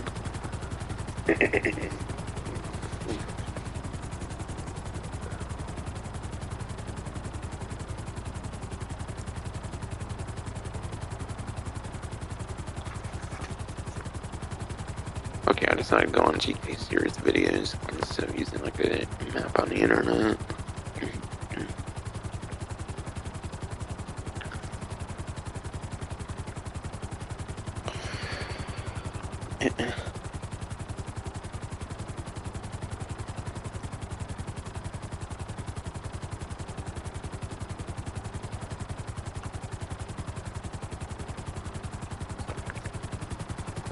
Okay, I'll go over to Alberto Heights, I guess, to show one on.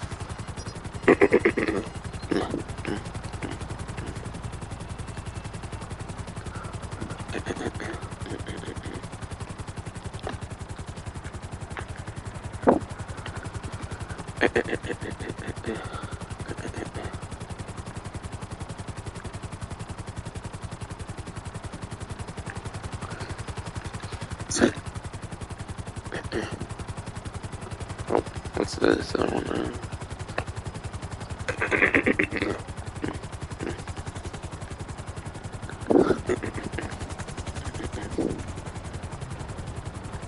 Fine, maybe I'll do that after.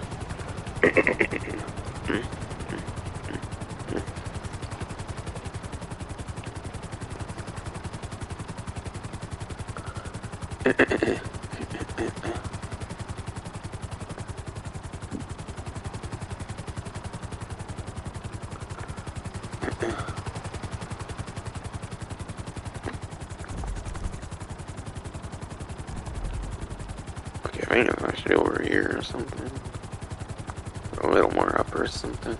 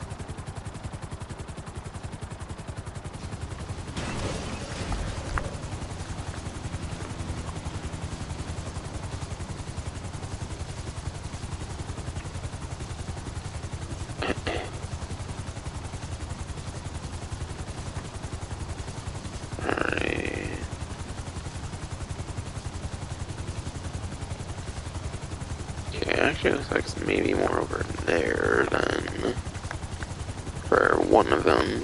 I'm not gonna show all 25 locations on here, because again, I might be saving that for a separate live stream, because it could be more of its own thing.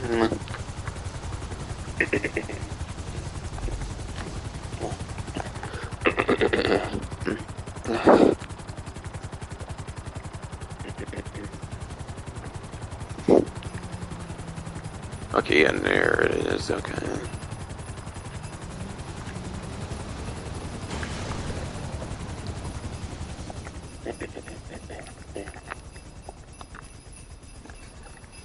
But yeah.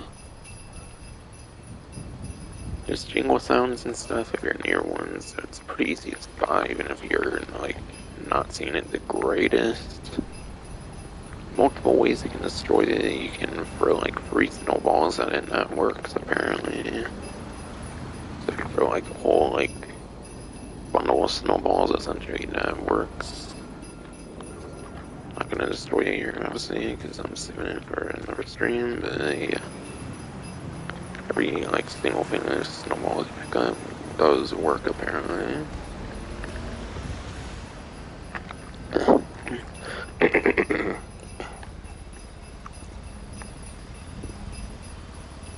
You can ram into it with a vehicle, you can blow it up, etc, etc. I think Coin a Wild Brick 1 for 2, I covered in like the leak video, whatever, I think. Ramming it with a vehicle and then blowing it up apparently is the two best ways you can go about it. It being a snowman, I wouldn't be surprised if your fists work on it as well, or something. Maybe even a new candy can. Yeah, that's what one looks like there.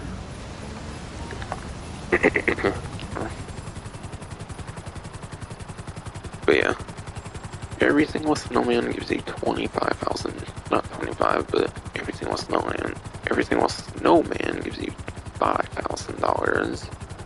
There's 25 of them, so that's 125,000. When you get them all, that's another 125,000 for 250,000 that you earn for it, and then you get the snowman outfit. That's basically your rewards. Besides for RP, you get some RP as well.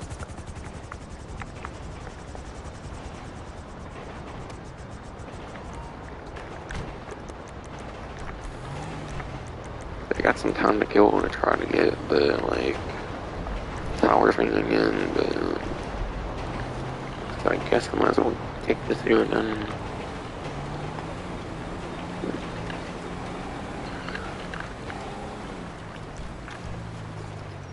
Yeah, shouldn't need the GPS route actually from where I'm at actually here. Good, because I want to keep the building marked on there.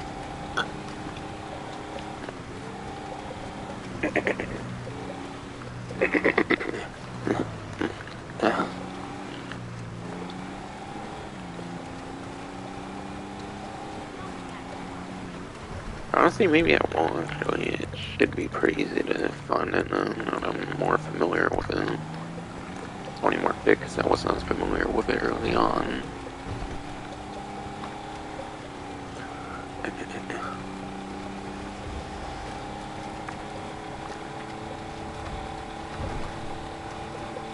Like cavalcade over here.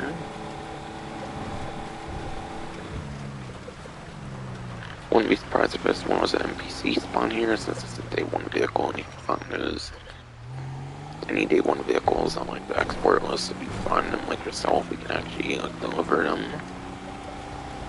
So it's hard to say if it was like parked there for like the sake of the export mission, or if there was just a cavalcade actually parked there, like in the actual game itself, without that into account. Looks like it's got darker windows and stuff, so maybe it was a particular export build in particular.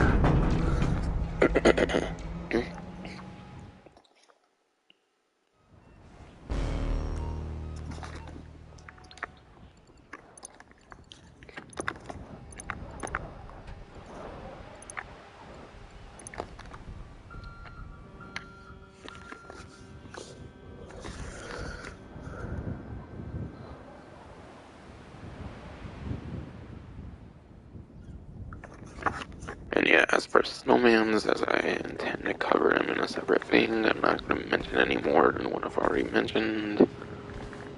If I want to show all occasions, I'll be doing it in another thing.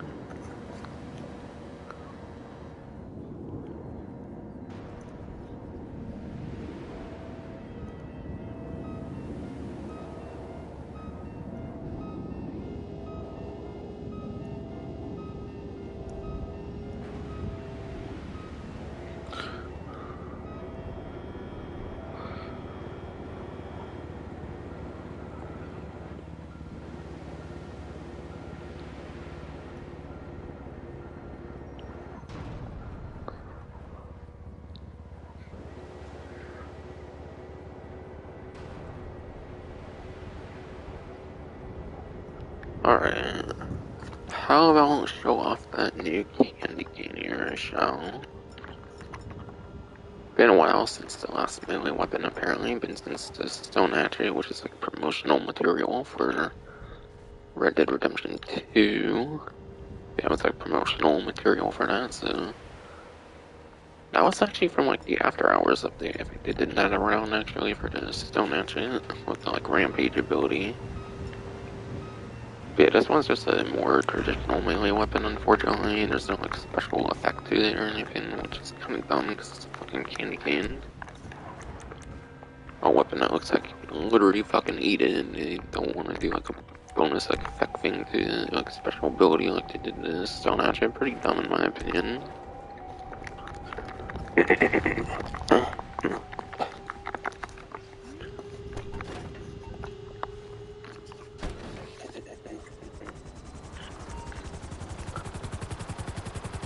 So that would maybe be actually like around like a random event this time around.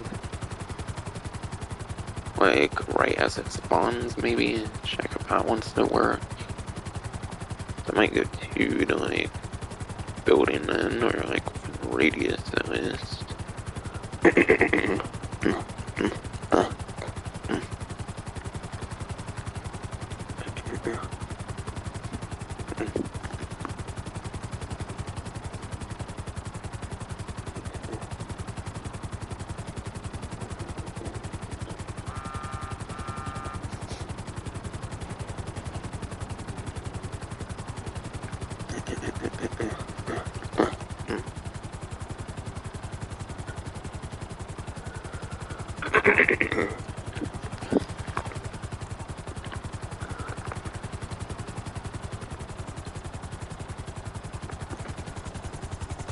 They'll be like by here again when so I was already kinda here anyways. And that's not far from it, so it would be on a count toward the radius that I need to be within.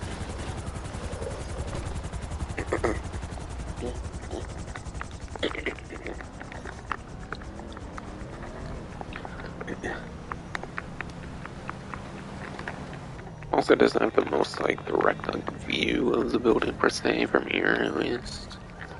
Just trying to hang on until tomorrow. What, you think it's cool enough to be here? Nah. Jesus Christ! Done.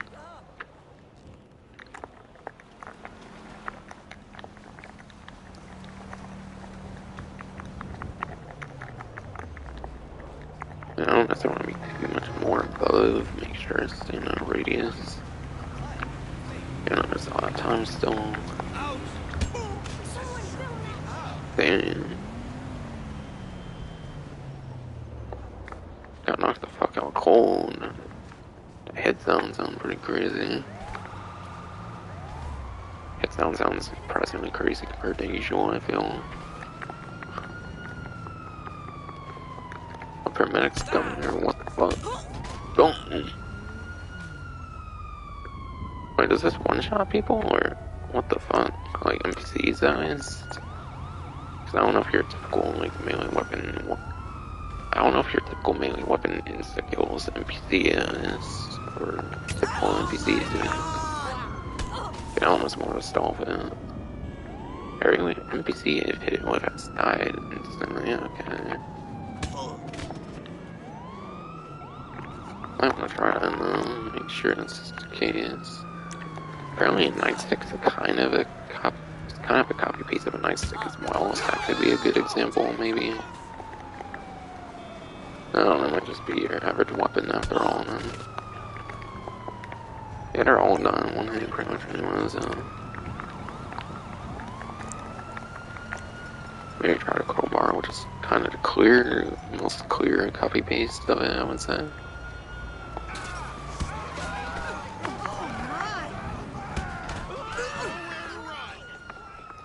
Yeah, pretty much effortless kills.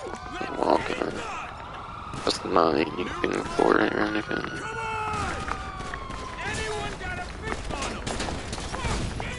Of course.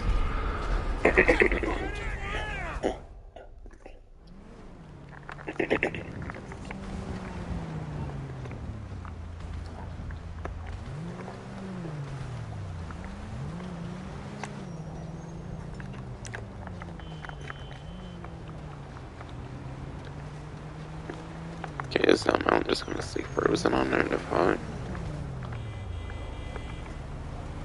Okay, didn't not fix it, but pausing would have pretty much anyways, I think.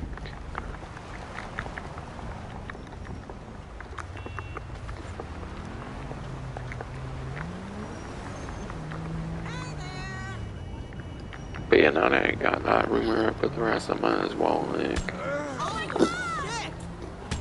might as well start doing more with it then, again.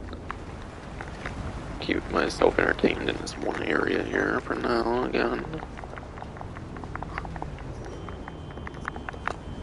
I maybe some first person to do, right? Nothing too crazy, obviously.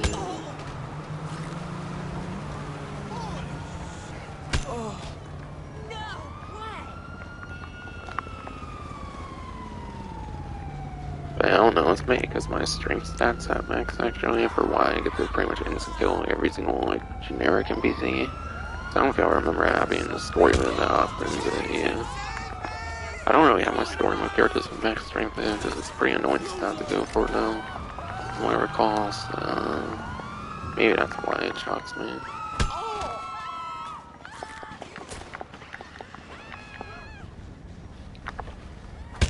Yeah, I'm a Christmas slasher. Honestly, as long as he fits pretty good. Honestly, fits pretty good with this highlight outfit. I feel it kind of fits well with the red and white on that as well. Definitely.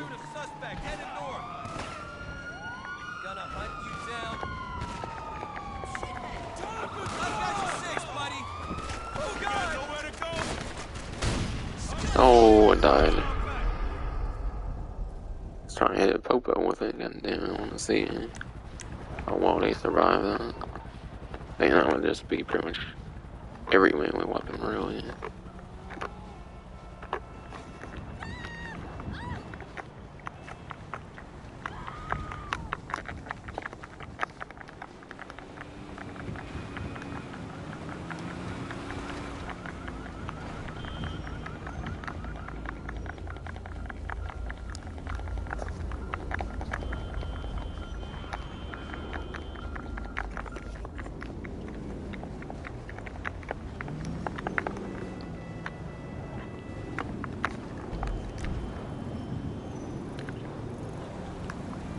Yeah, I'll mark it again, I guess. That way someone were to randomly watch this part, you know, like why it's marked kind of or something, I don't know, or like why I'm in the area for a while.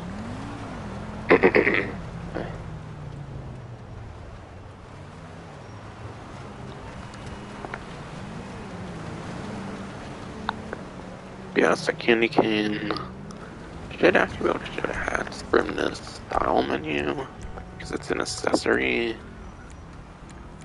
Or I'm pretty sure it's... Alright, yeah. Green reindeer beer hat. They're actually doing new beer hats, that's pretty cool. But the last time they actually did new beer hats was like the Independence Day, like, DLC, which is like mid, like, 2014, I think they would have done, like, those beer hats.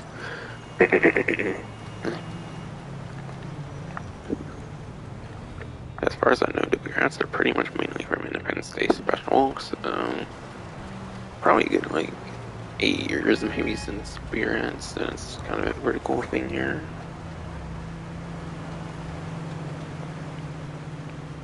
There's also the Gooch Mask, but again, you have to run every day, random event things, no man outfit, and a collectible, and then, yeah. There's the season grading thing. But yeah, candy cane and the beer hat are the two you get for logging in here. I guess I'll rock it for a while here, why not?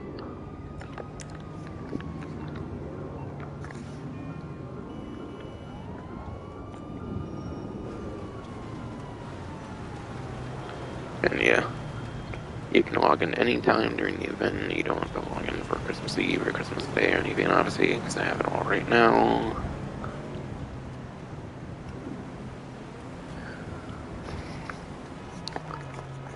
Now to start to talk about some like money opportunities and stuff.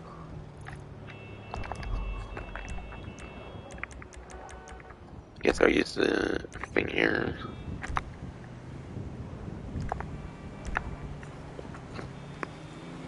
But yeah, there's actually a brand new money opportunity. It's already on like 2 times money right now, and that is 2 times money on Acid Lab sell missions. So the brand new Acid Lab business sell missions are already on a 2 times money.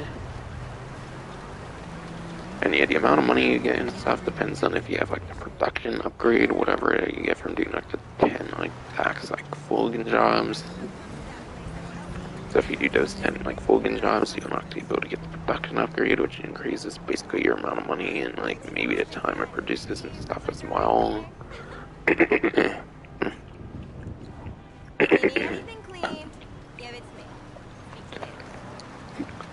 Say there's that production upgrade. And then you can also boost like speed or something, I think, from the inside of your Acid Lab as well.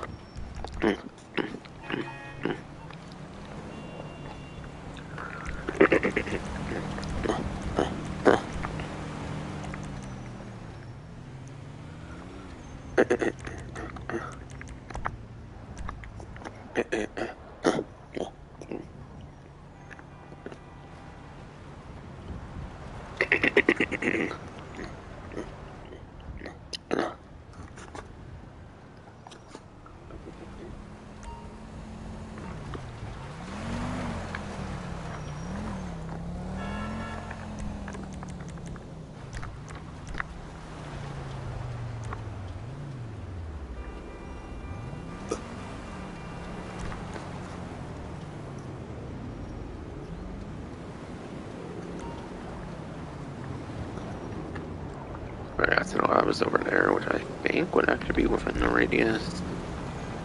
Oh yeah, it's like towards the like right end of it, I think. So that would be fine technically, I think, to get there. If I wanted to.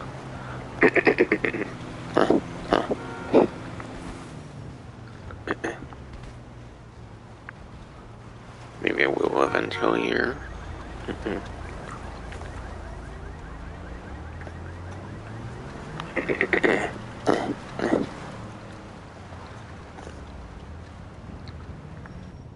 But yeah, I'll mention a bit more about it later on. For the Acid Lab, like money making.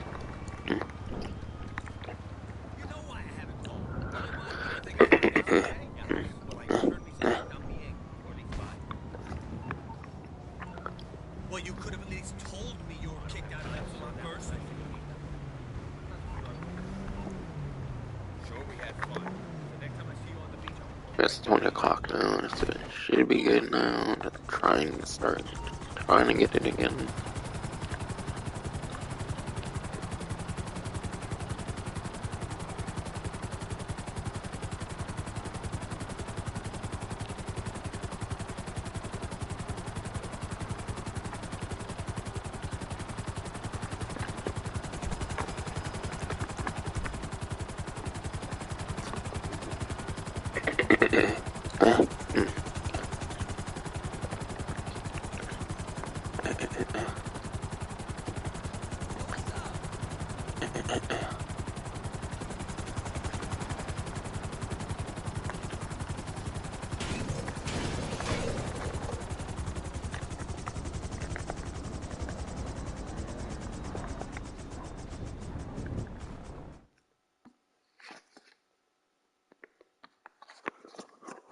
But yeah, currently to get this Odyssey, by the way, you have to do all 6 of it. It's like, you have to do all 6 of the first Ghost missions currently, by the way, for this vehicle here. Still here, friend. But eventually it Remember, will watch become your step. available for purchase on Warsaw Cash and Carry. Because before you actually get the vehicle, it will tell you that on the interaction menu, and then, yeah, it's the deletes for like the drip feed and stuff as well, like 1,000,000 I think, if you want to buy the vehicle instead of doing the missions, but obviously you might as well do those missions. Feeling a little off? But yeah, this is something that helps with like at least getting the product quicker. Doesn't necessarily hold with the money. This might just let you get the like product like an hour quicker or something from what I've heard.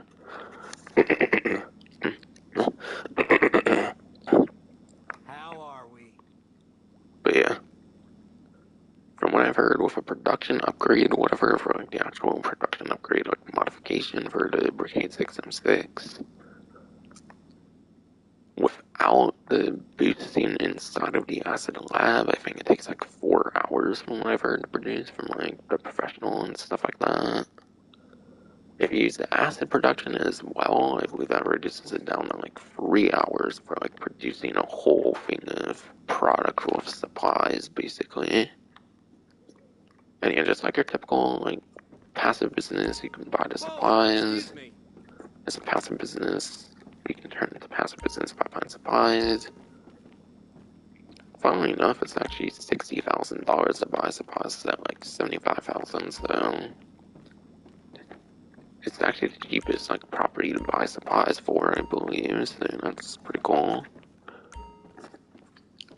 And yeah, Definitely pushing it it's with that absolutely worth last buying gulp, supplies because you can buttercup. always make the money Cheers. through other methods. So the 60,000 you pay, you can basically just do a payphone hit, and if you get the bonus and everything, you can basically make your 60,000 and even a little bit more back, even.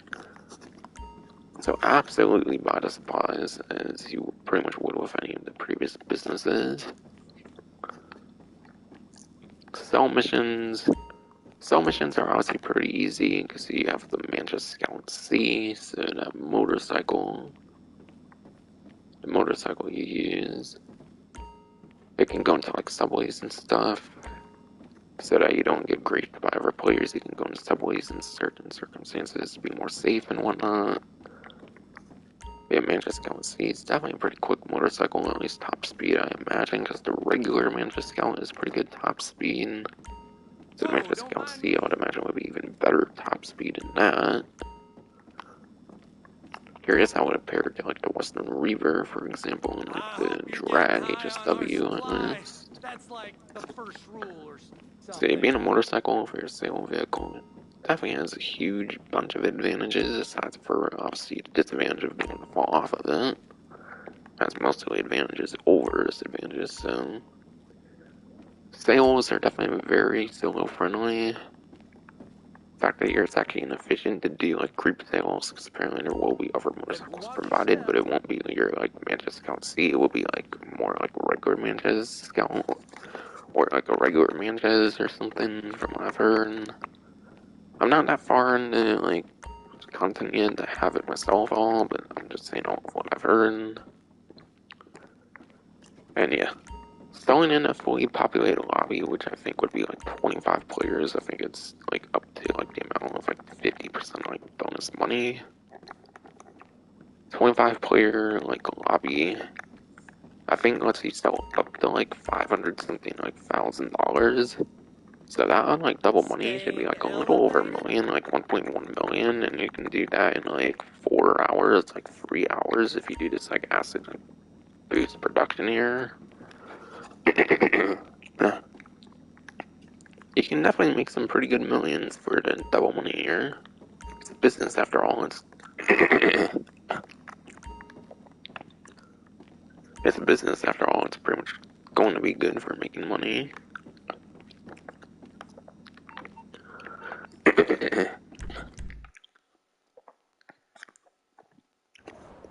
Don't think everyone needs to say any more about it, to be honest. There, I think that basically makes all my points I was trying to make.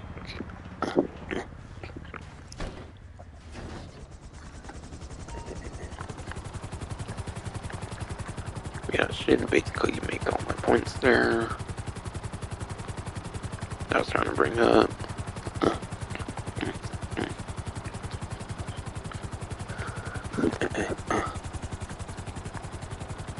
Still no, of course not.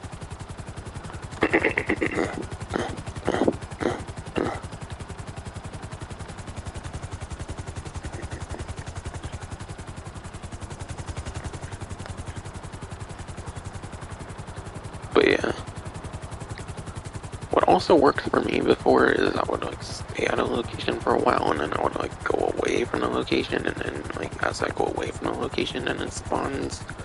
That's worked for me before in certain random events at least. That could be a good method.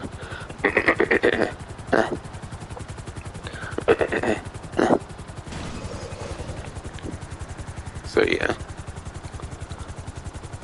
Being next to the spawn location and going away from it should be a pretty good method of being at the spawn if it's like the Cowprico metal detector. That was what happened to me with Cowprico metal detector. I was trying to get in and I was like going over other stuff and talking about all this like event stuff and whatnot. I was by like the spawn location. And then as I went away from it, then it decided to spawn in. So it could be good to be like as close as you can kind of be in a sense and then just go away from it. That could also cause it to spawn.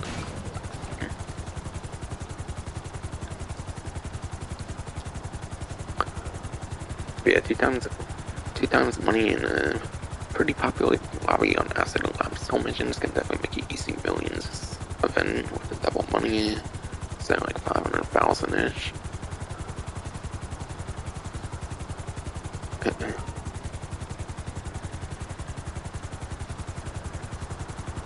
So definitely do the Acid Lab as much as possible.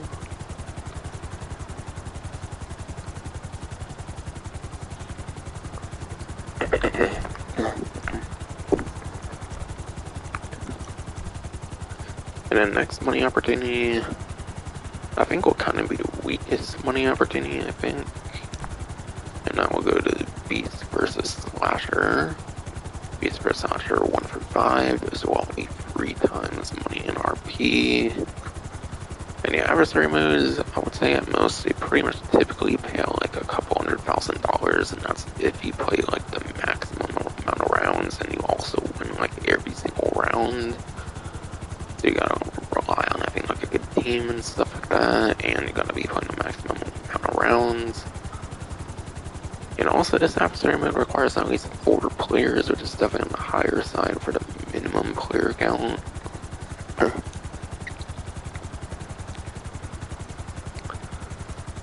So yeah, all those different circumstances to get the most amount of money possible and Beast versus Slasher here definitely makes it the worst money opportunity this time around.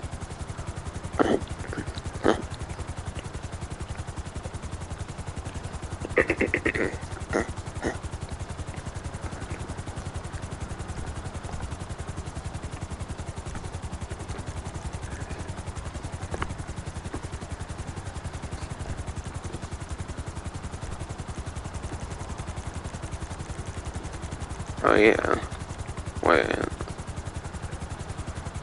They don't mention these arena ones though, I'm pretty sure, but there is arena stuff on them money opportunity and what I saw on Twitter.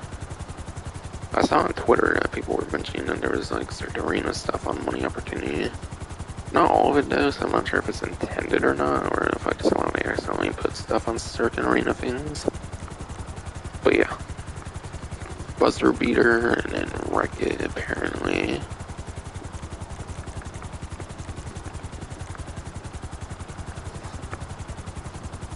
Bandos are on 90 times money RP for the arena here. Buzzer Beater in particular, that requires the death bike there, and that's your only like usable option there, so nothing really in terms of vehicle advice per se. Just make sure to have it customized pretty well for the weaponry and then whatever else like crazy stuff you can do with it for the most advantage possible. So if you want to go for some arena points, that could be a pretty good way of going about it. It's probably just money in RP though. I assume you don't get double arena points, but it's an incentive to play some arena stuff since it's on double money RP, so might as well try to increase your arena stuff too with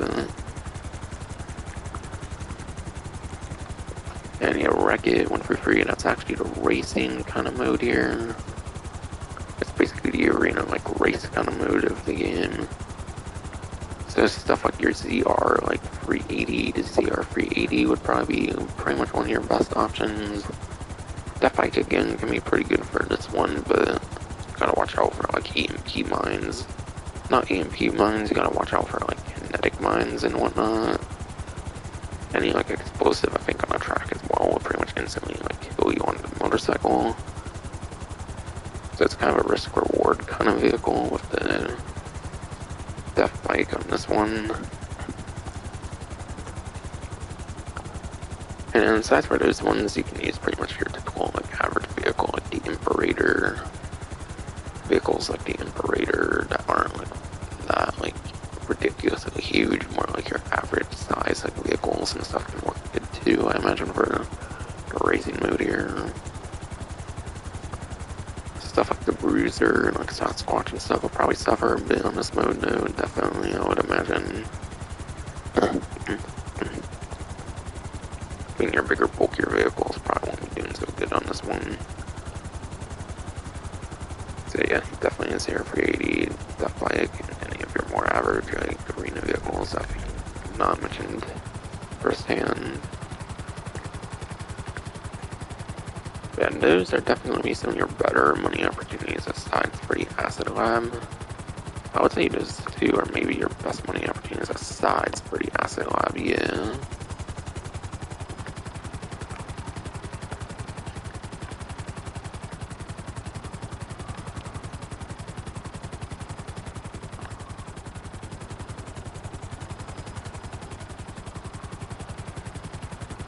God damn, this thing really does not want to spawn for me, apparently.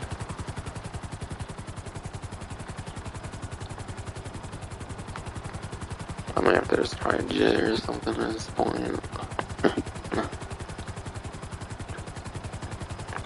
Still got event stuff and whatnot to talk about, so I'll probably do that later on, though. Maybe, like, as I'm kind of doing my, like, HSW time trial and whatnot. That way I don't have to hold off crucial event stuff for much longer. Just queries I want to spawn on it conveniently or even.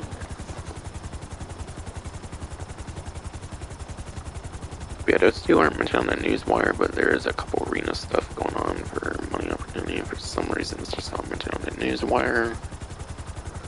As far as I could tell.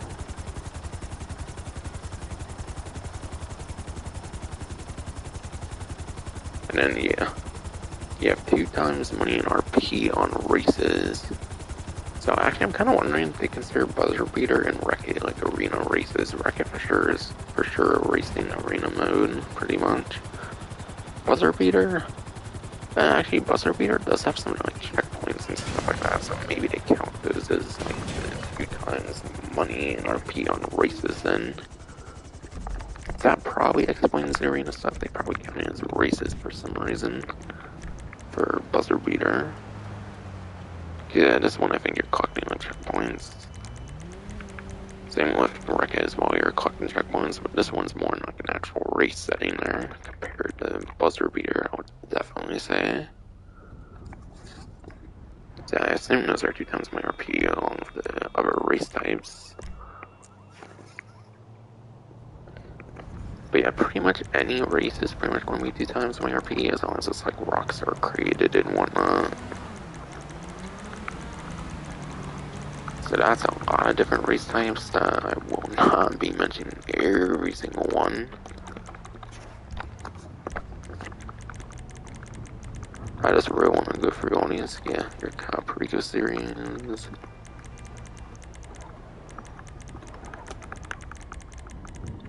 Your HSW series. For some honorable mentions and whatnot. Open wheel. For pursuit and street races. So at least when you do the prize right challenge, you can get some double money RP as well. So that's definitely pretty nice. Again, like I was mentioning earlier with the street races.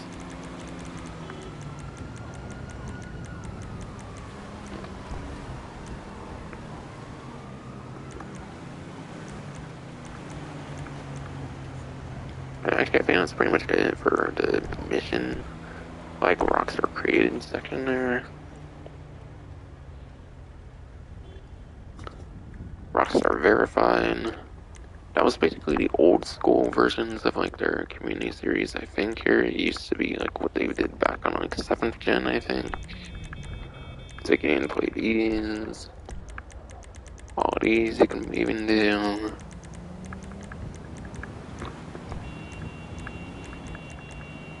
So you can play the stone races and races there for their old like Rockstar verified thing. Yeah, that was the old way of doing it, and that's the community jobs is basically the rehashed version of it. The like more new version of it. Does any of the community jobs as well count?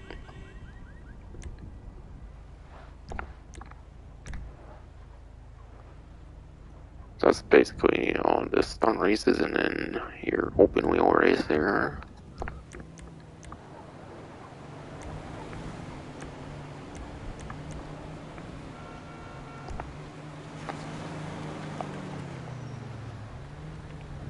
But yeah. They don't mention the arena at all. I assume they count those as races though, and 2 times 20 RP now. And yeah, the arena ones are definitely some of your best options. So you can also get your. The arena is definitely one of your best options for the racing there. So you can also get your arena point grind going more. So you can get the third like bit of currency there as well while you're doing that.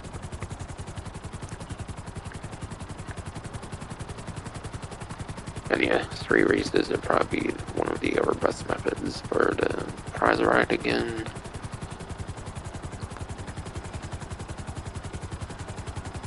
But yeah, those do require 2 or more players though, so if you're more wanting to do it solo, then those won't necessarily be great options. So then just do any like solo race option really, if you're just doing it solo. And yeah, for solo racing, 2 times money. At least before 50% increase, I think 2 times money could get you like 16,000 for like 8+ minutes or something.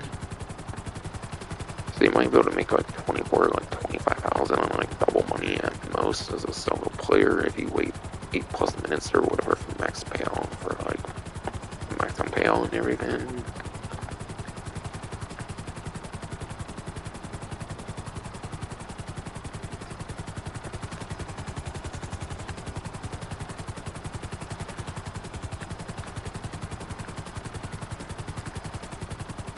And yeah, I'm gonna go over to arcade before I forget to take the money out and everything. But unfortunately, the random event wouldn't spawn again. Of course not, it's GTA on for you. Yeah, these spawn just fucking fine. It's not like I'm doing anything wrong or anything that it won't spawn from me for. Because I was like in the radius most of the time, and I was like out of the radius at like before 8, and then I was going in the radius constantly, so I did both of those methods. I also did my little trick of staying in the area and then leaving the area, which worked for me in certain random events before. That didn't want to work the one time I tried that. Okay, the event being passed anyways there, so I might as well go another export without going in. Pass the time a little better here. So I can get more of a Sakarmi reputation.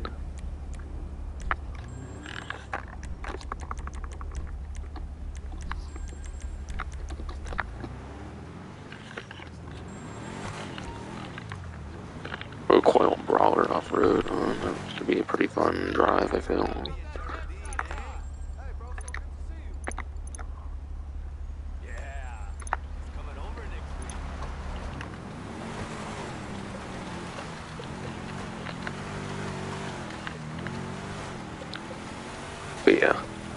most of your races pretty much always pay like 16,000 to like 25,000 at like 8+ minutes by yourself. If you're using it as more of a like solo money making method. Otherwise, if you're doing it with other players, obviously it all depends on like luck and stuff like that, so it's much more harder to predict something like that. But I think you might be able to make up to like 100,000 or something, like a really packed race, and if you win it and whatnot, so there's definitely some pretty nice money you can make. That might have been on like 4 times or something though, I don't remember. Or like 4 times or something, the one time they did it or something might have been like a couple 100,000. Yeah, 2 times might get you like 100,000 in like first place in a really packed race though. Again, that requires a lot of luck and stuff.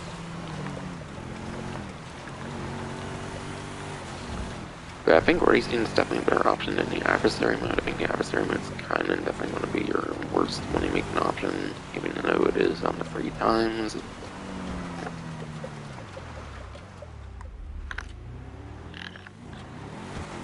All of your 2 times options are definitely better. I would pretty much say.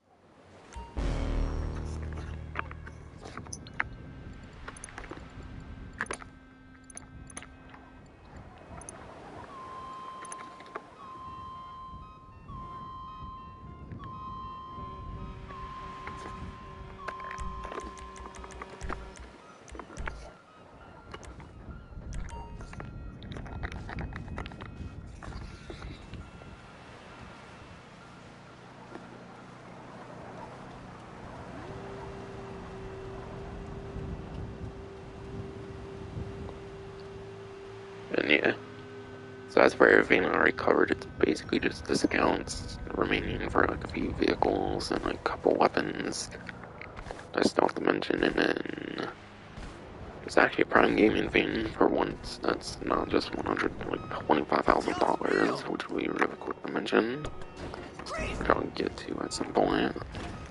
Aside from that, I'll basically put HSW time trial, and then still keep trying to go for that fucking random event that's the most fun.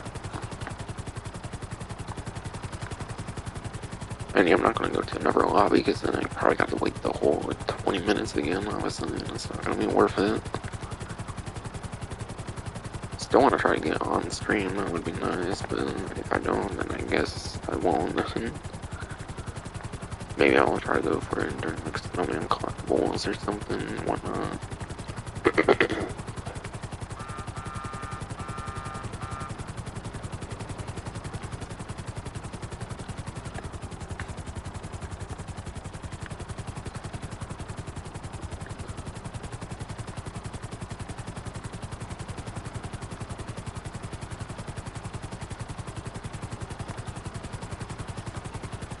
So I just got on the maze bank here real quick so I can pop on the rest of them discounts.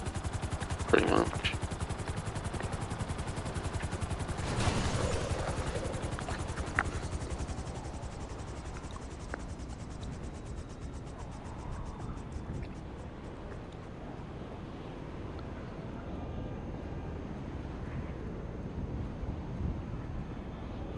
But yeah, starting off with a couple weapon discounts.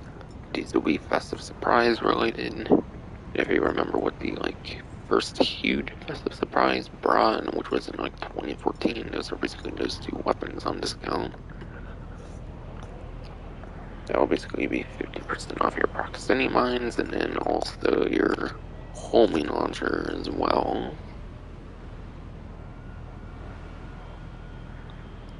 But yeah, both of those are pretty good weapons, I would definitely say, because they're explosive related, and they can definitely have some very amazing use here. Yeah, proximity mines, those obviously blow up within proximity, so the vehicle is close and whatnot.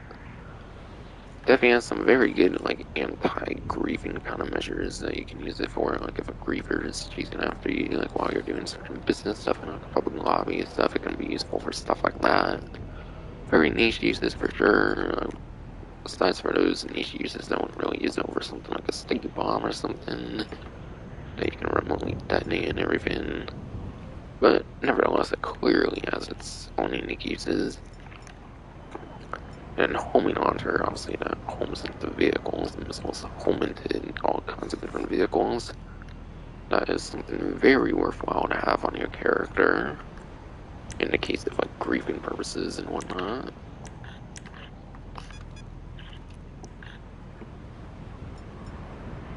Definitely a very top tier ground weapon there.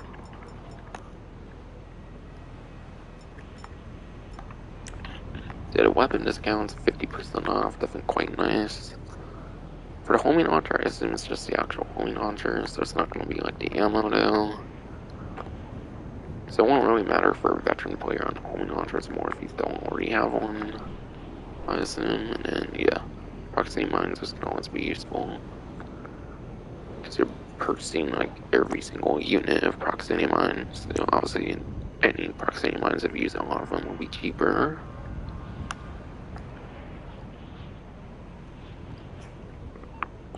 Now to go into some of the other discounts that's yet to be covered for vehicles. 4 vehicles, I think, have yet to been talked about. This does not seem to have any sort of property discount this time, just weapon and vehicle discounts this time. It appears.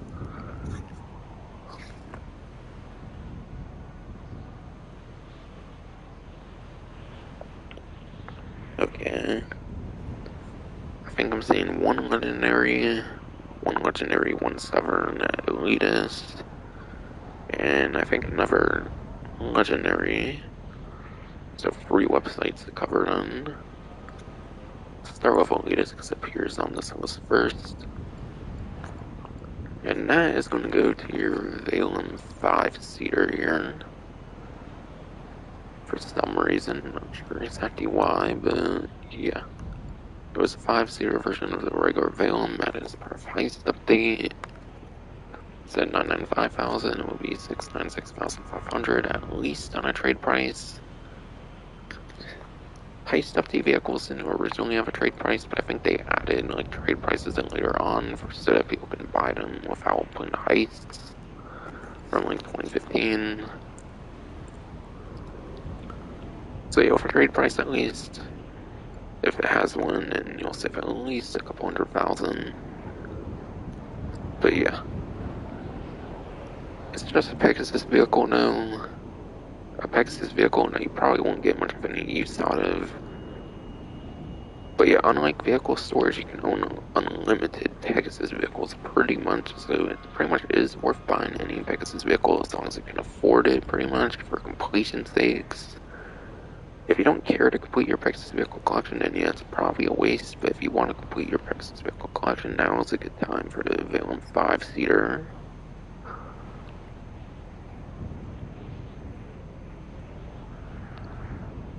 And yeah, the Valums, both Valums, so I assume this process as well here.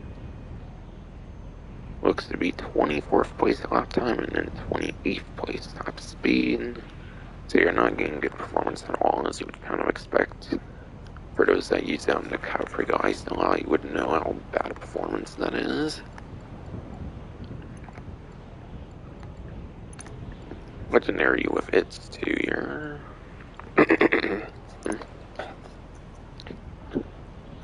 Both might be 4 doors actually. I noticed tailgater S, and then there's a armored SUV as well. Okay, yeah.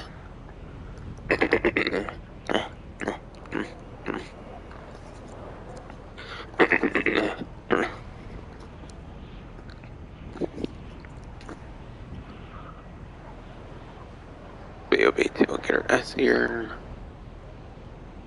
Based on a trade price, instead of $1,121,250, it will be $784,875.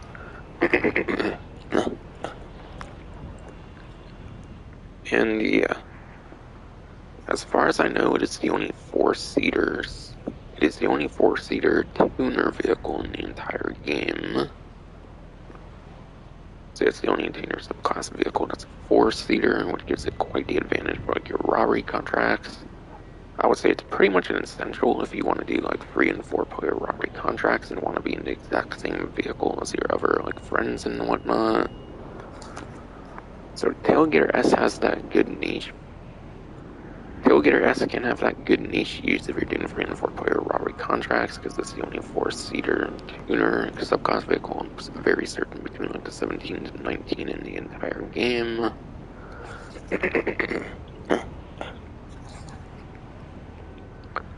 And then yeah. Between the two, there's two sedan tuners. There's the Tailgater S, and then there's the like Warner HKR. Warner HKR, I think, is pretty much your worst tuner vehicles. It's clearly the better of the two like sedan tuners over here as well. It's not going to be a top tier like tuner subclass vehicle though, given that there's all kinds of like sport cars. All kinds of sport cars are basically your best.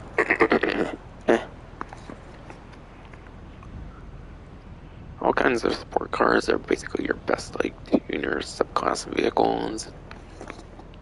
But for an actual sedan, I believe it's pretty good now. So I'll go over that performance from Bruffy 1322. Tailgater S apparently, according to Bruffy 1322 spreadsheet, is an A tier sedan vehicle here. So not S tier, but it's still A tier, which is still pretty decent. And it'll be a 4th place lap time. It will be a 5th place top speed. They're getting within top 5 lap time and top speed as well for the sedan class. That's definitely pretty nice. If for some reason we're to be doing a sedan race, which obviously won't be the most common type of race, but still is a niche use nevertheless.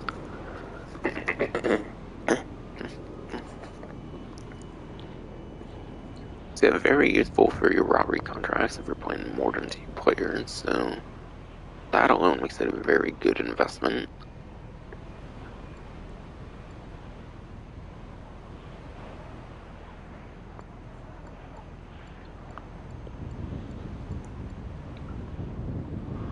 And yeah. First one here is still 116,000, so the regular one is not on discount, but it's your armored one that's on a discount. For the Shafter V12 armored here, so no discount there, even though there's a slash. It's not the regular one, it's the armored one here, which is obviously your better 30% off discount here as well. Yeah, Shafter V12, it can tank 1 missile, so you get a tiny bit of explosive resistance. It takes 1 missile and blows up on the second. Nothing too crazy compared to other armored vehicles, obviously, that came out well after, and even kind of before with like the Insurgent, for example. But yeah. And then the vehicle itself has bullet-resistant glass as well, which can take like 16 like assault rifle rounds and then like 16 pistol rounds from what I've heard from like Ghillie Master and whatnot. So yeah. You get some nice, like, bullet resistant and not nice. You get some okay bullet resistance and then okay, like, explosive resistance. Nothing crazy at all, but it's still something at least.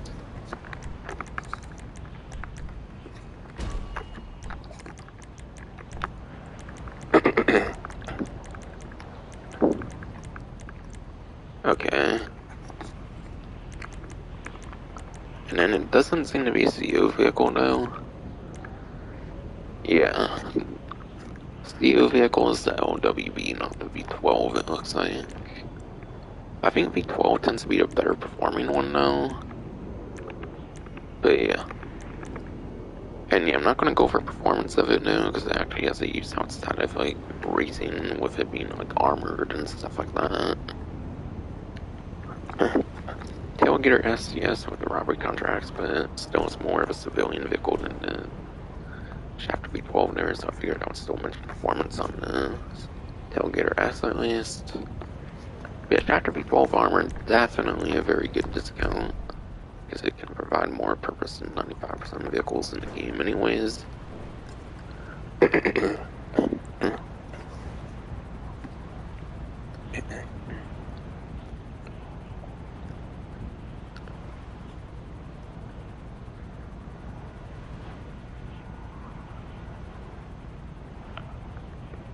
And then last but not least, we'll be on Seven Santora's Super Autos. Okay. They don't put contract as part of featured anymore, it looks like, so I gotta know the category, which would be like 4-door now, or something.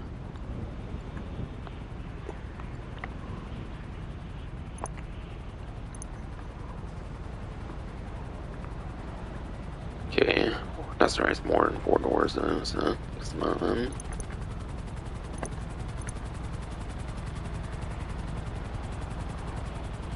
Maybe like a luxury or something. Okay, yeah, luxury, okay. So the Granger for 600 here, instead of being like $1,035,000, I think it has a trade price definitely, then it would be 724,500. So a couple $100,000 savings, that's pretty nice.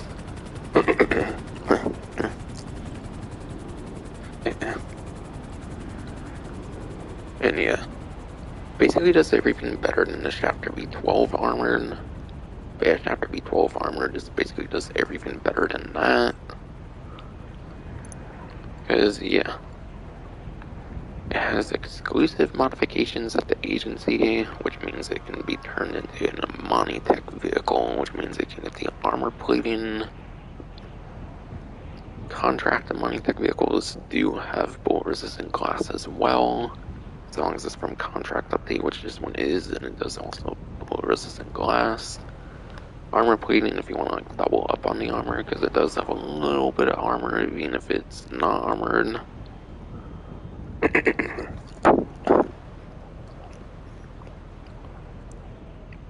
Silic mines.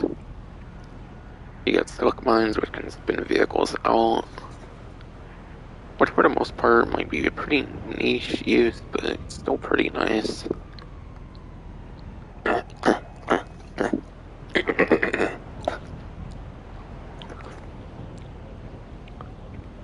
Has machine guns on it. But yeah, any contract DLC, Amani Tech vehicles have machine guns on it. Since it's from contract, it does have machine guns on it. Which means you can use mounted weaponry for stuff like Headhunter and like Sightseer and Headhunter and like hostile takeover and stuff.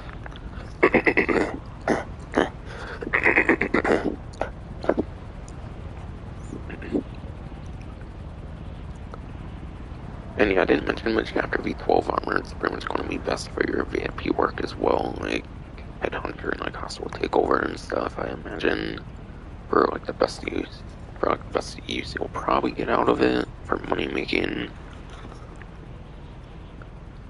And then yeah,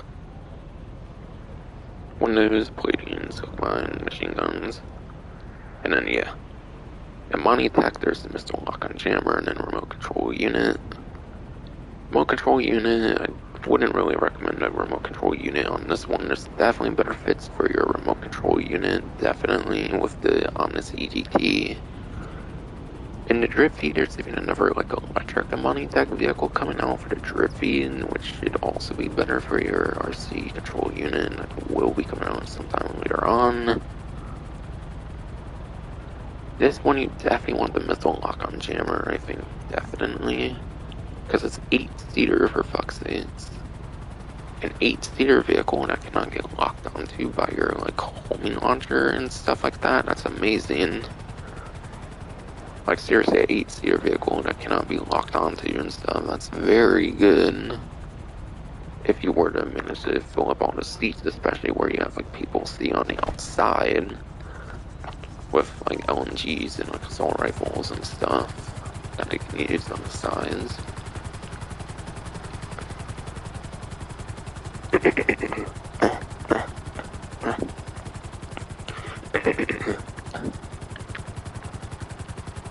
And yeah, that was pretty much all the discounts there.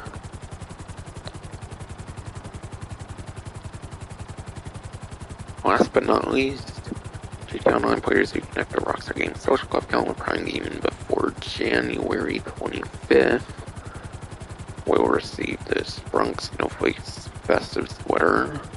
So you get an exclusive Festive Sweater if you're on Prime Gaming. So for once, Prime Gaming actually gets stuff on the Prime Gaming subscription, and not the GTA Plus. The Prime Gaming actually gets something of its own for once. That's cool. Since they pretty much dropped it for the most part for their own GTA Plus subscription. And the size for that is just as usual, like 125,000. So still not very worth it, just one little cosmetic. Even Red Dead needs more effort on Prime Gaming because they don't have a subscription for Red Dead, of course.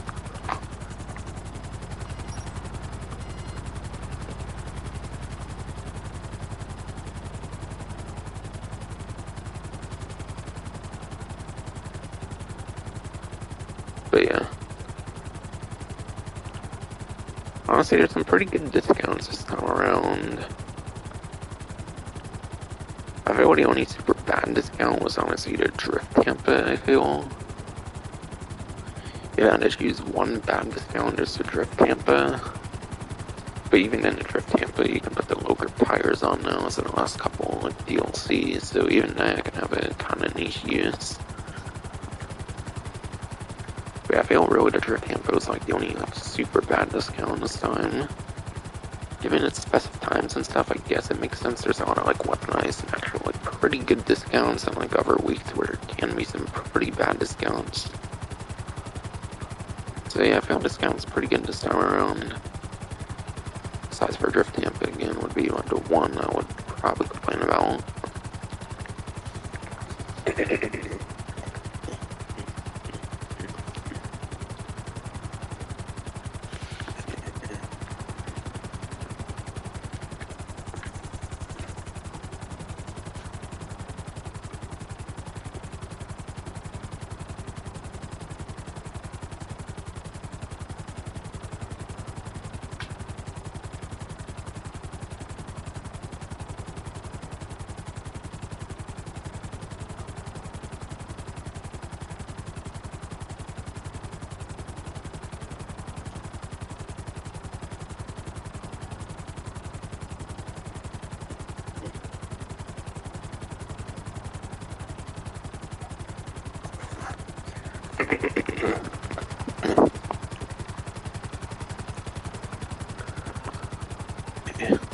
But yeah.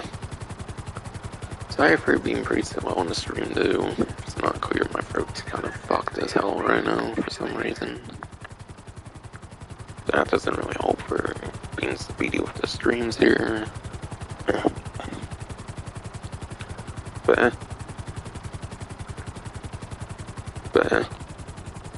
the same time, a fucked up through at least gives me more time to go for that, like, Weasel Plaza random, like, free mode event, though, always helps with that, I guess. Because I've had a lot of opportunity to try to go for it, to no avail. It doesn't want to give me it, of course. I've clearly been trying, like, hella much in this stream already. The only thing I could think of maybe would be to do a jet all across the map. So I can go hella far real fucking quick, or even a helicopter.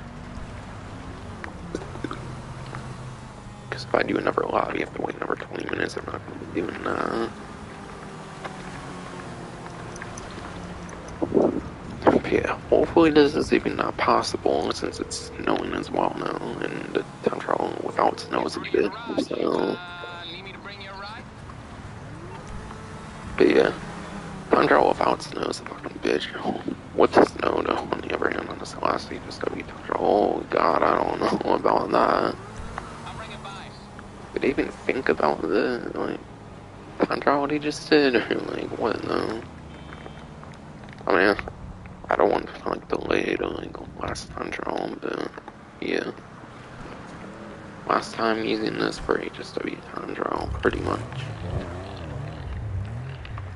And I'll probably move on to NTMT, or if they released, I think just another one in the drip named Izzy, Raleigh, SW. One of those two I'll probably be doing since the new DLCs. I wanna focus on the new DLC ones over older ones.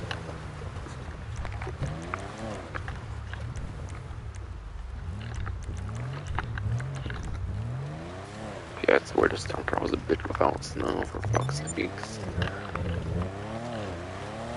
Yeah, it won't be to run away for the rain then, but whatever, no.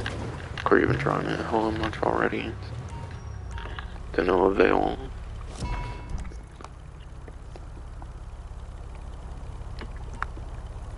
And yeah, gotta look real quick. Yeah,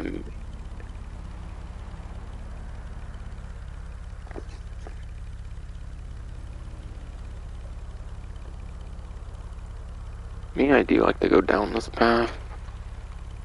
Might be better paths that don't go off-road, I don't know. That might still work good. I think I saw a digital card that goes through like Fort San Cudo, which is pretty possibly decent. But I like to start here, then I do all this, that. Eventually go into the train tracks, I think. Or actually, I think I do just take the legitimate route. Try the train tracks a good couple times, just to constantly forget that it doesn't work that good, at least unless you're on the drag, possibly. Drag would be the only one I would benefit much on the train tracks, I would say.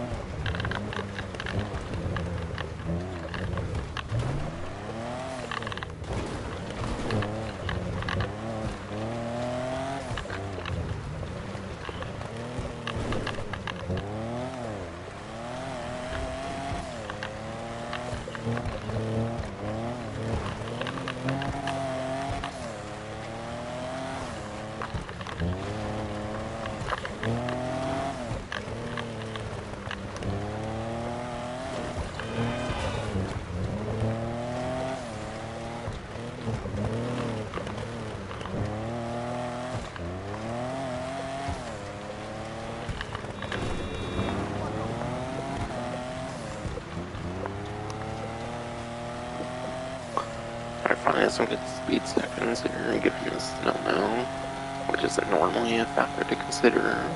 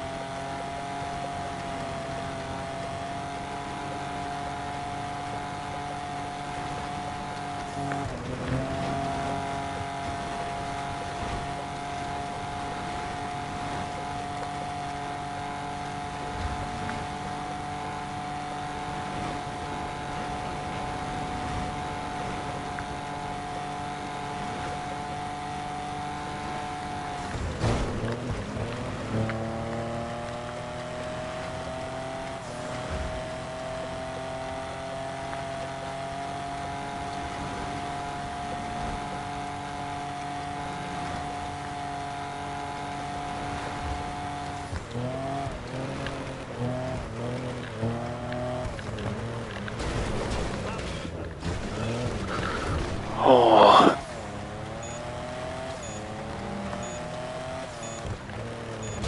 Oh shit. Fucking damn it.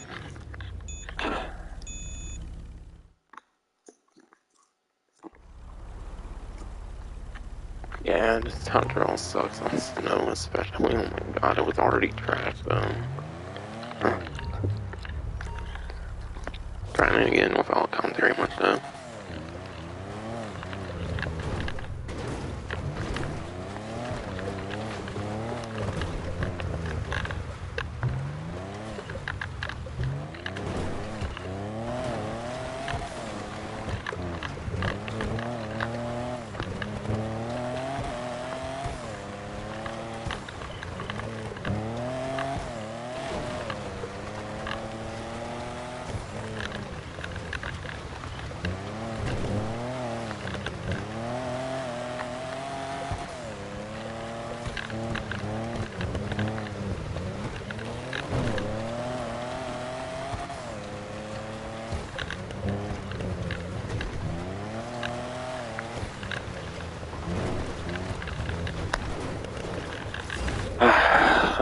Come on.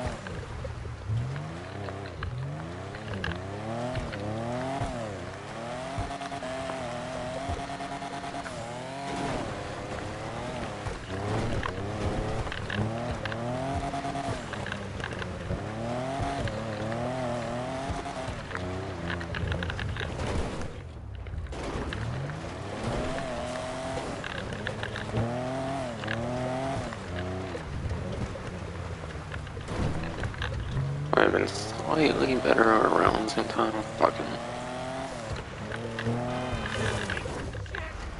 Oh my fucking god, this is bullshit. Especially at nighttime too.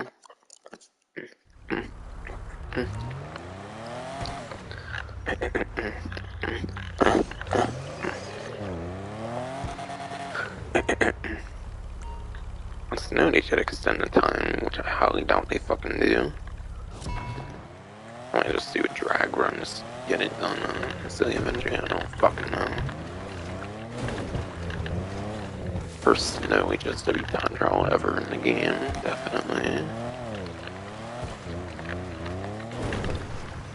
Fine. Gotta not commentate during this with snow, goddamn.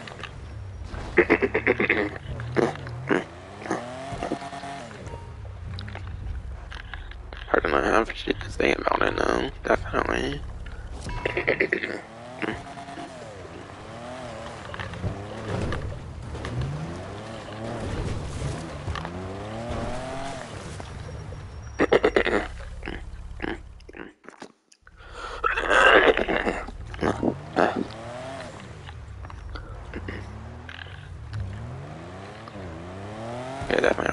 much I have to say about it though.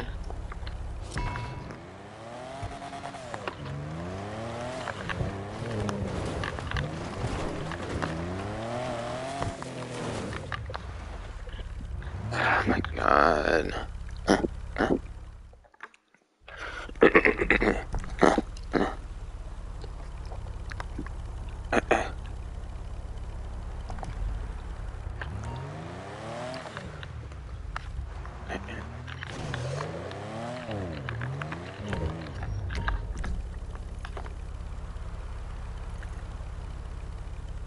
I'm gonna try to ever round this thing. Fuck it.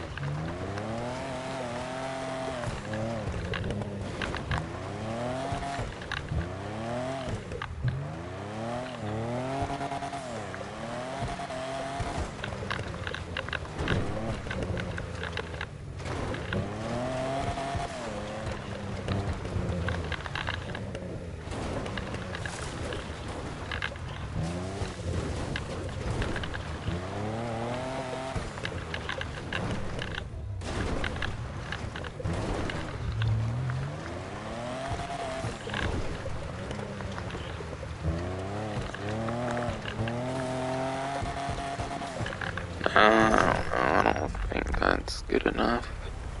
If the other one goes to like here in like 124, it's definitely not time saved. Probably not normally either, to be honest.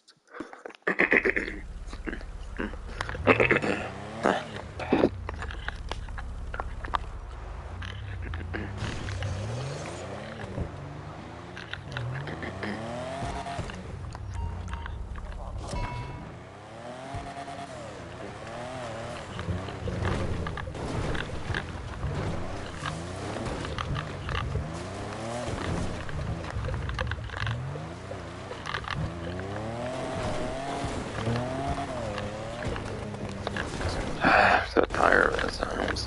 I kind of just want full blast in there. Fucking.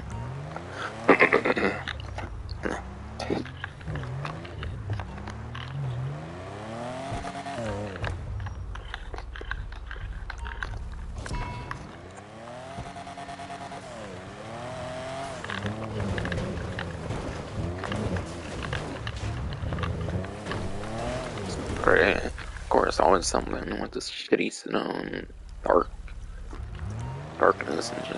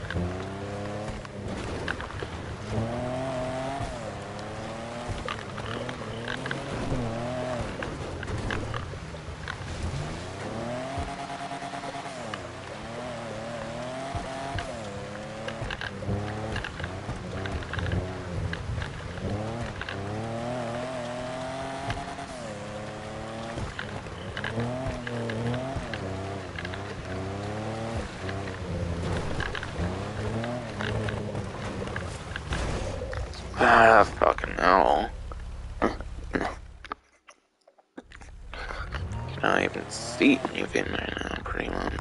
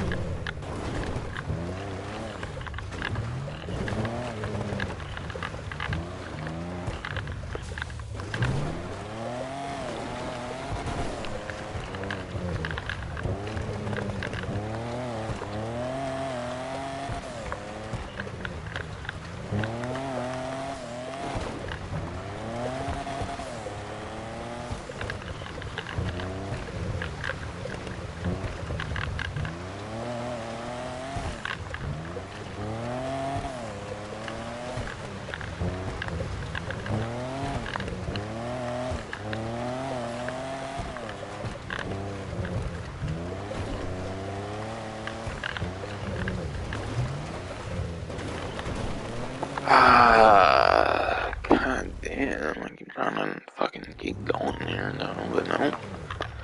Ken doesn't want me to.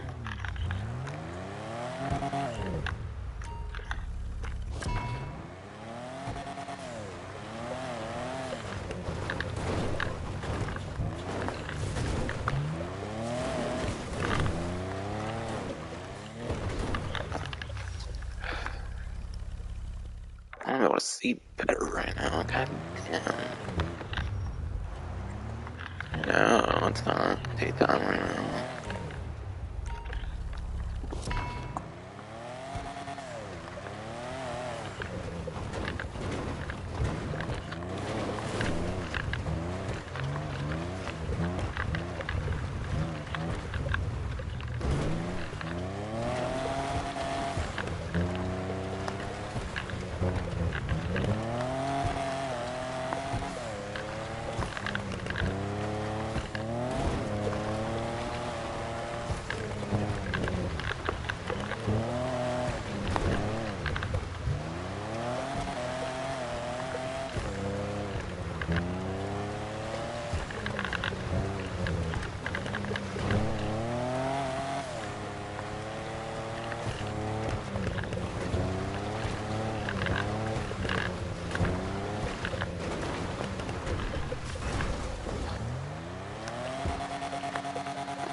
Fucking god. I knew his hands were covered and don't spin and shit.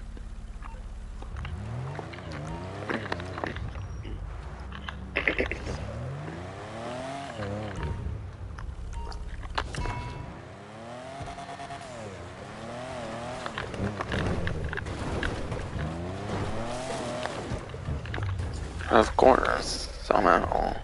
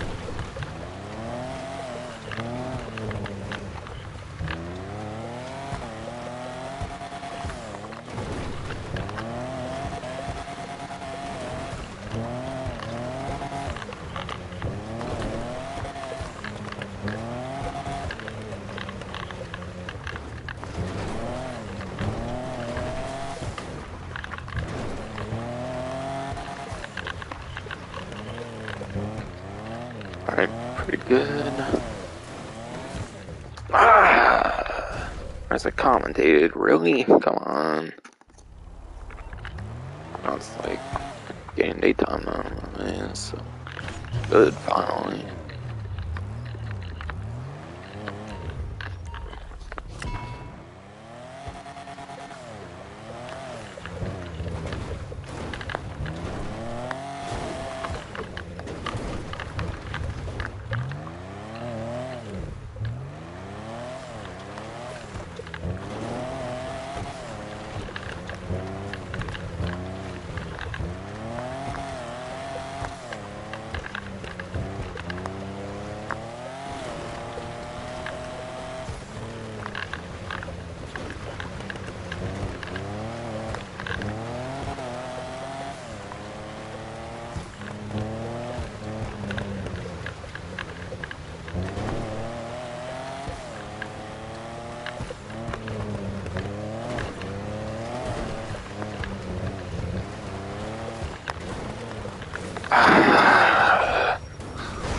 God.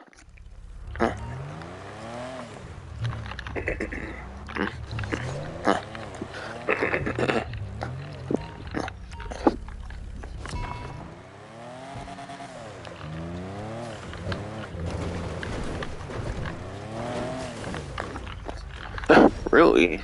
How?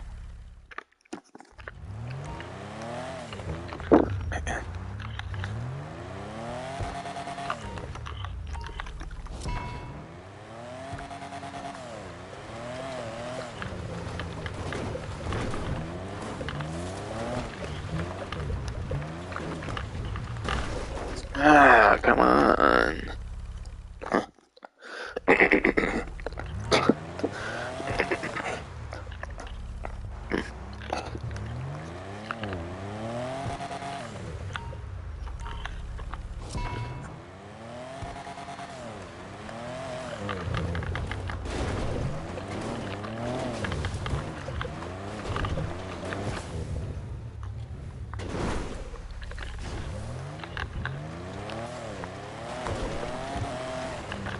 Fucking always like, nope, fucking difference doing it like that, same as anyone's.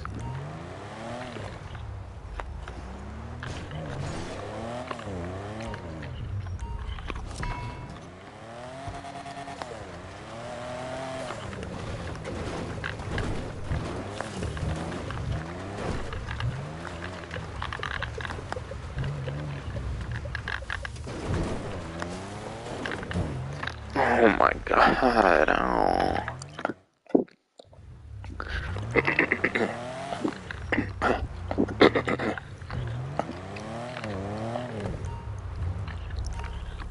Of course I have to go to a fucking arcade.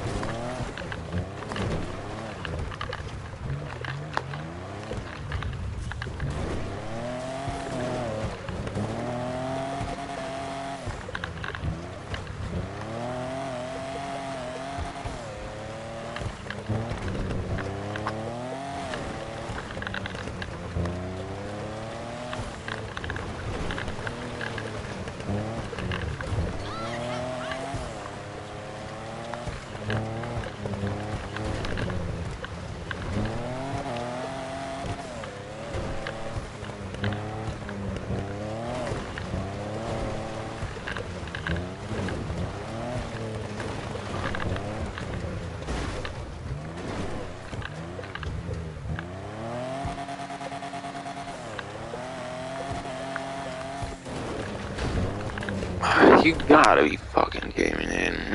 My god.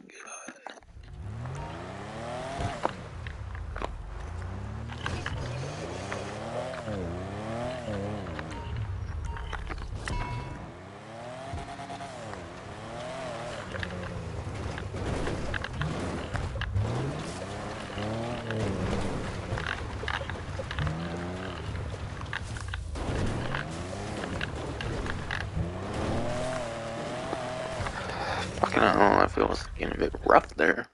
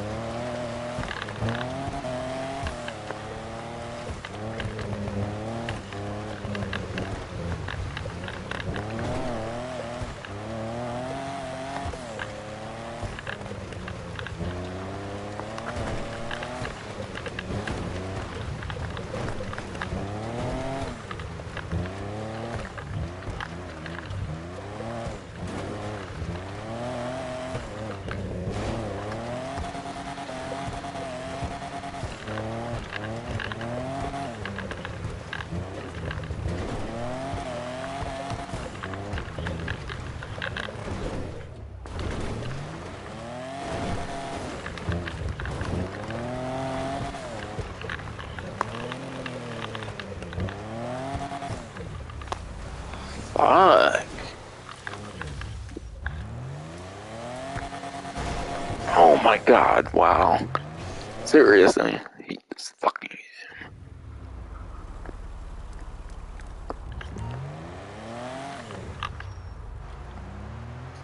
fucking stupid spinning out at the end. Gordon.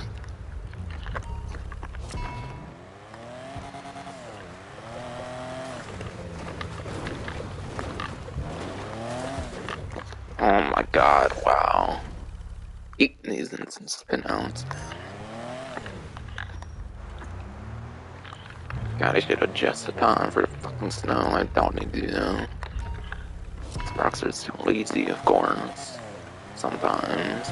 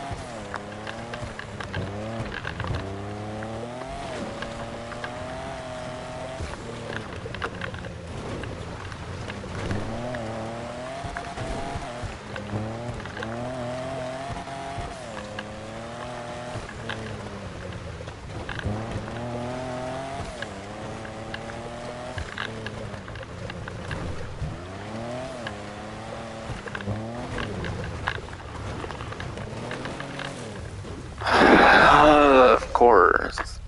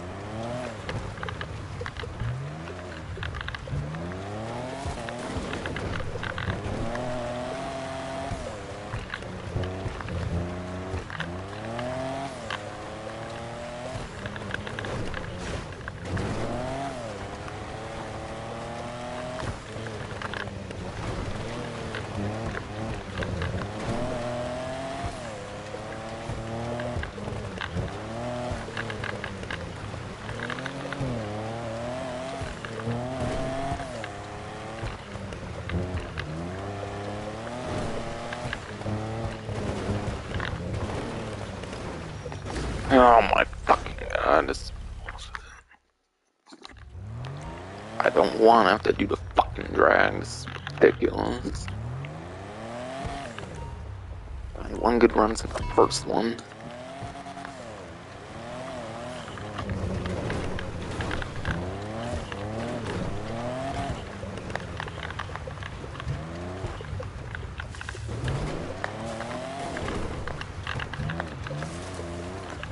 I already did the fucking drag. I'm not doing a fucking drag fucking game.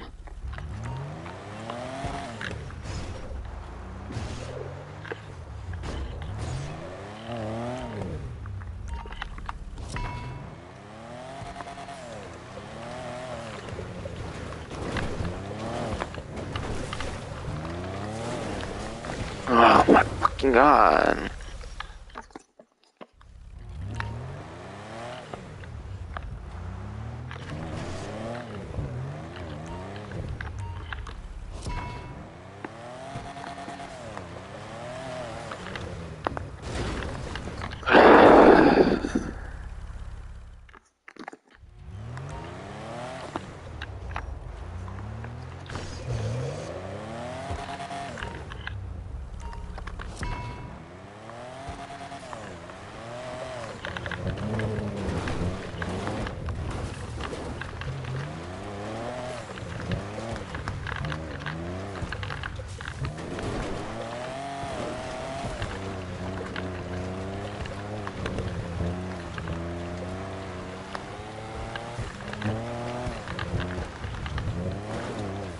I swear I'm not taking any cars just because of fucking snowing though.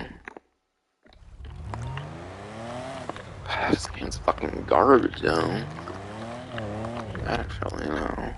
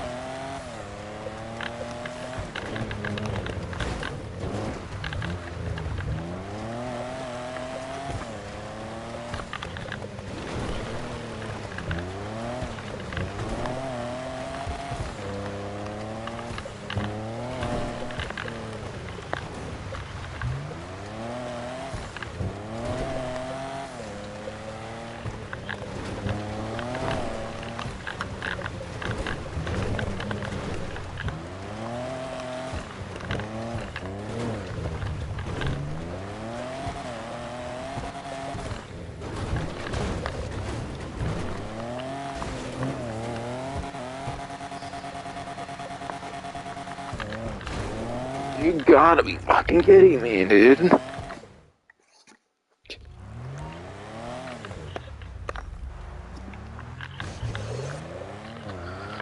Always something different every fucking damn time.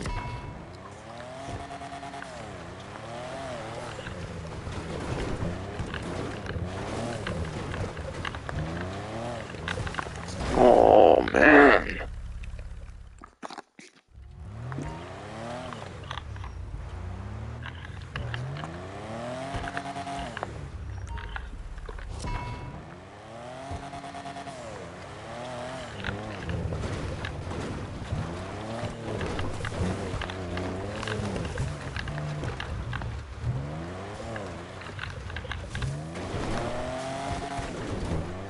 Whoa, how fucking exciting, dude. It's actual bullshit.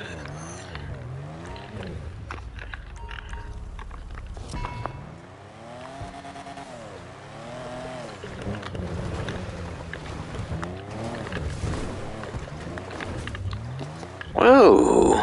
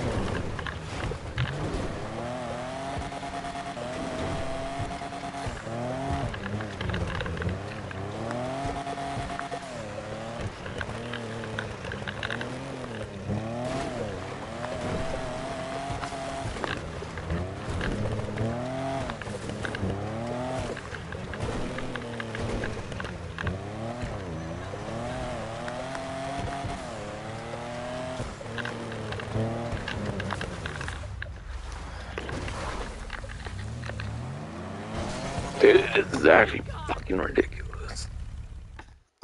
I'm not fucking out breaking. It's gonna make things time anyways.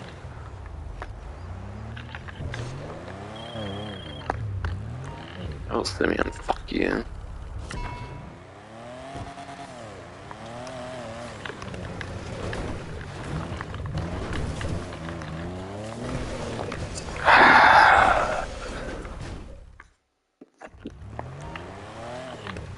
It's definitely quite the challenge here, and I'm still not figuring out and it's in fucking bolt.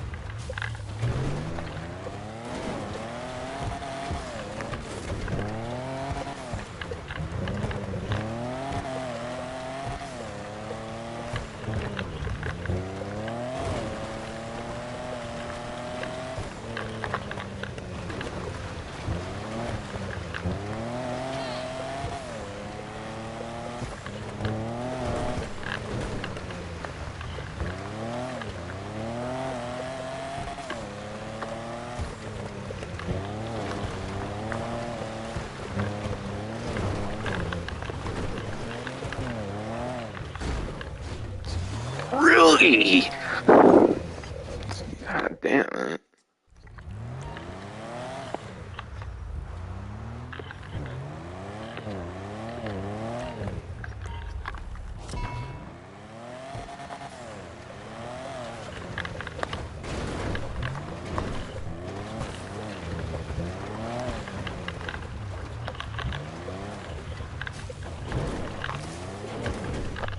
Oh my god, I swear half the time, like, past here.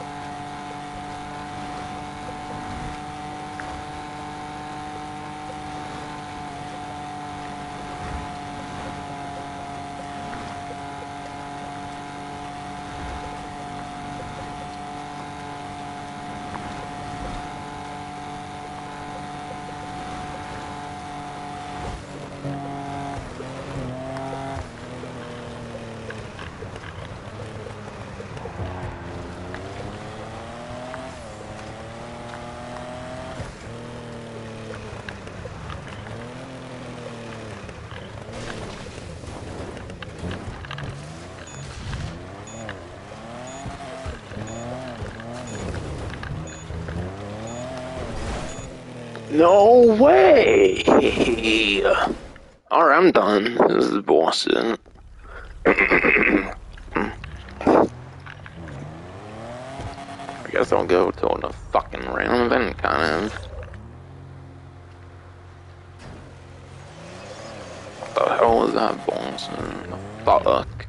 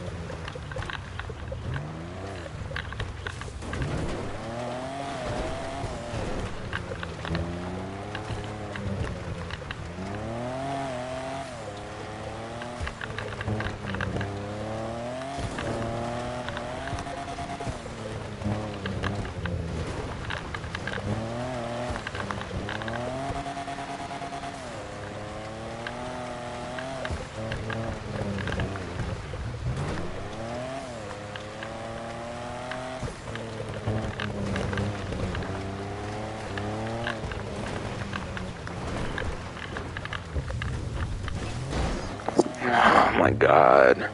So fucking bullshit. I hate this time trial. Normal even. Fuck this stupid bullshit. Oh, so close too.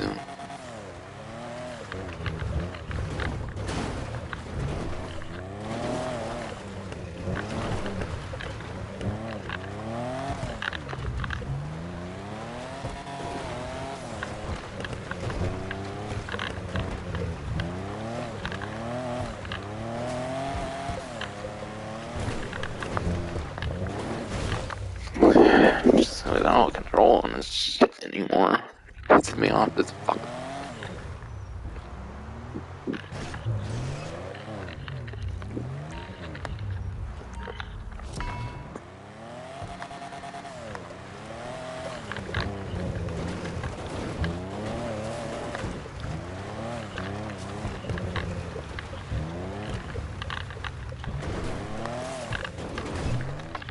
Okay, I don't get how I did that one.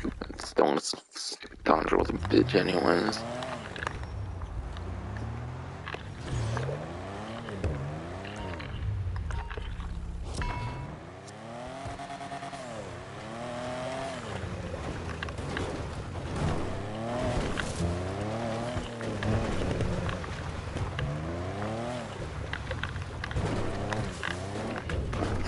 Oh.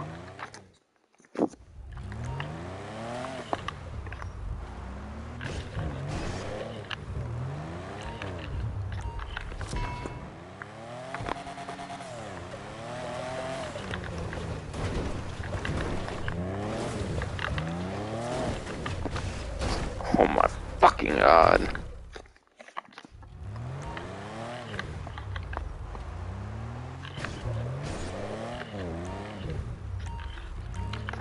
So drag is like the only one I can do this shit, man.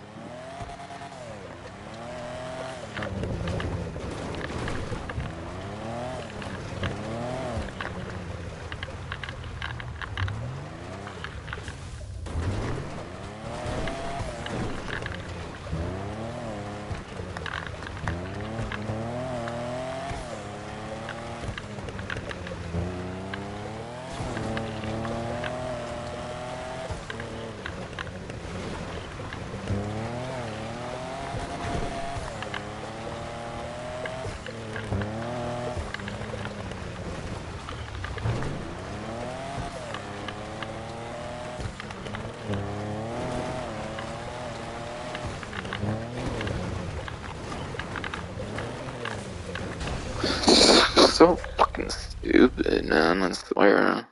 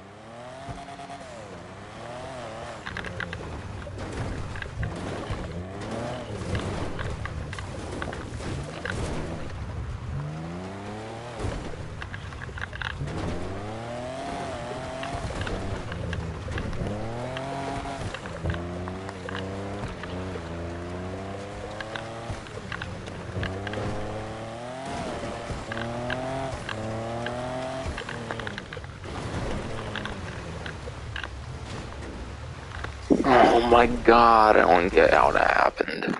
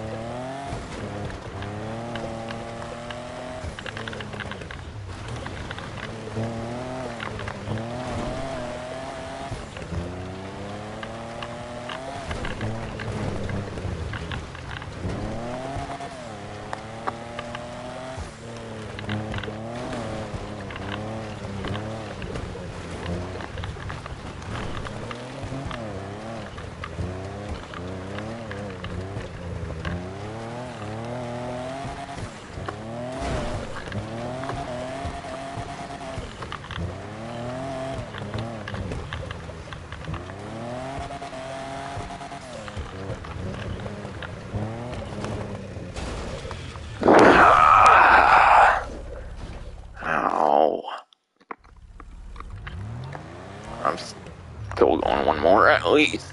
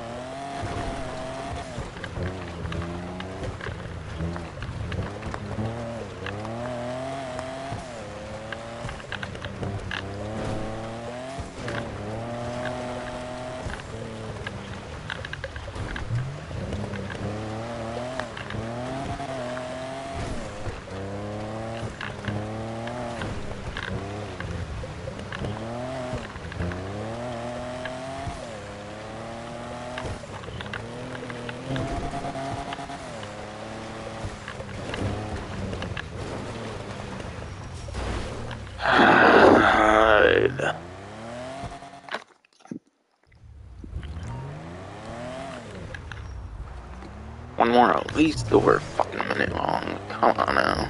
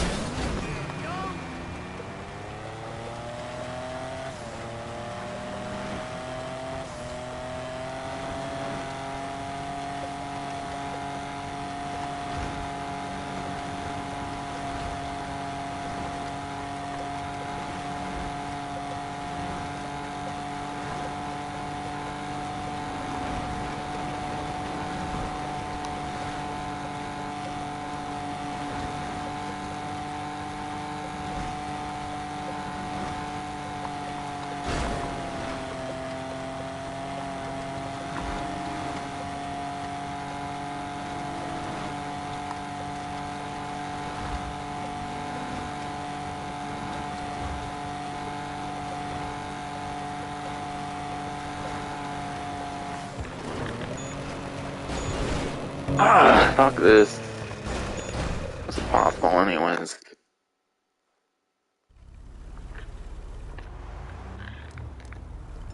I fucking hate this stupid time trial.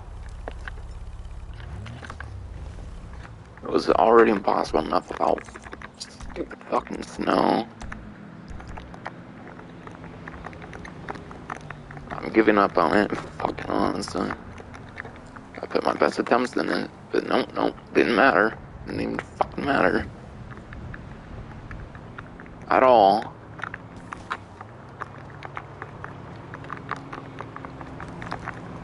I'm not just gonna do the fucking drag just cause it's snowing on fucking Boston. I'll do more of it on off fucking stream, maybe. I don't fucking know.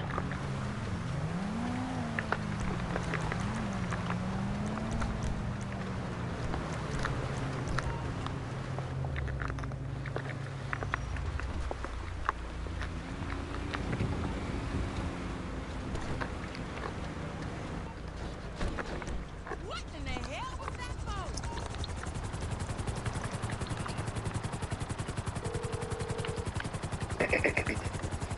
Hello, you're through to Pegasus Lifestyle Management. How can I help? Thank you, sir. Your spectacular aircraft is now ready for you at our nearest airfield. I was not expecting this stream to be as long as it is. God damn. Oh, cause it was fucking time trial.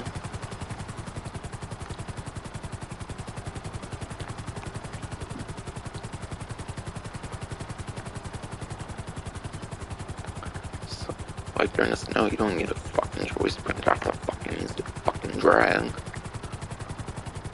Always pretty much use the drag on a regular time trial now. So why the fuck would I want to use on HSW2? I already did that shit after all. But it's definitely gotta be possible to fucking do with that shit now, but if I do it, I'll do it off fucking stream. I showed I literally failed it like right at the fucking next to the checkpoint. It was literally next to the checkpoint when I failed that one fucking run. It's totally doable. Enough of luck and shit.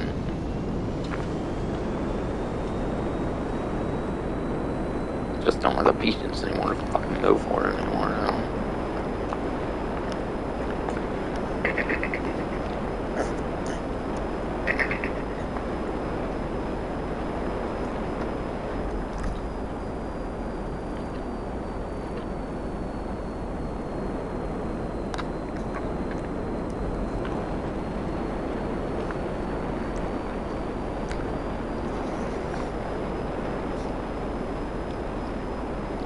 I still want to get the stupid pistol either.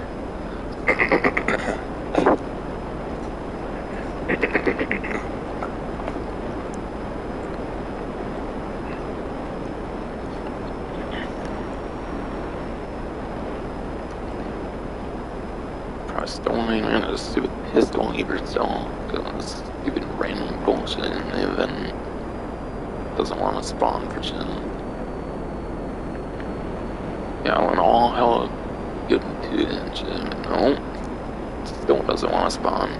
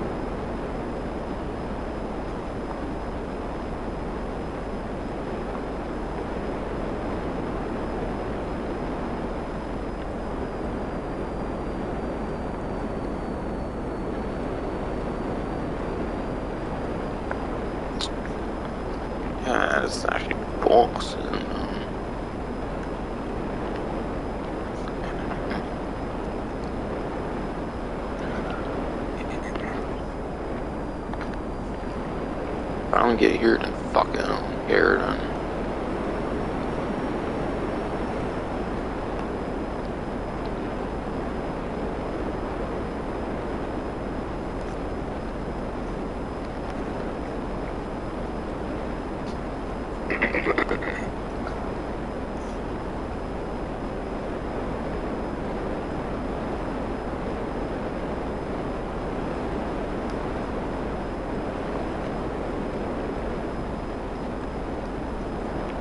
Where's the fucking Rockstar giving its fucking goddamn random event, remote event?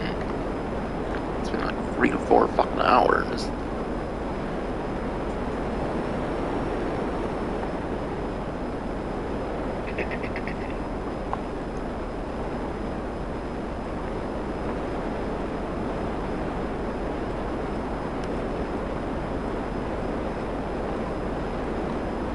Woo, so fun you fucking game.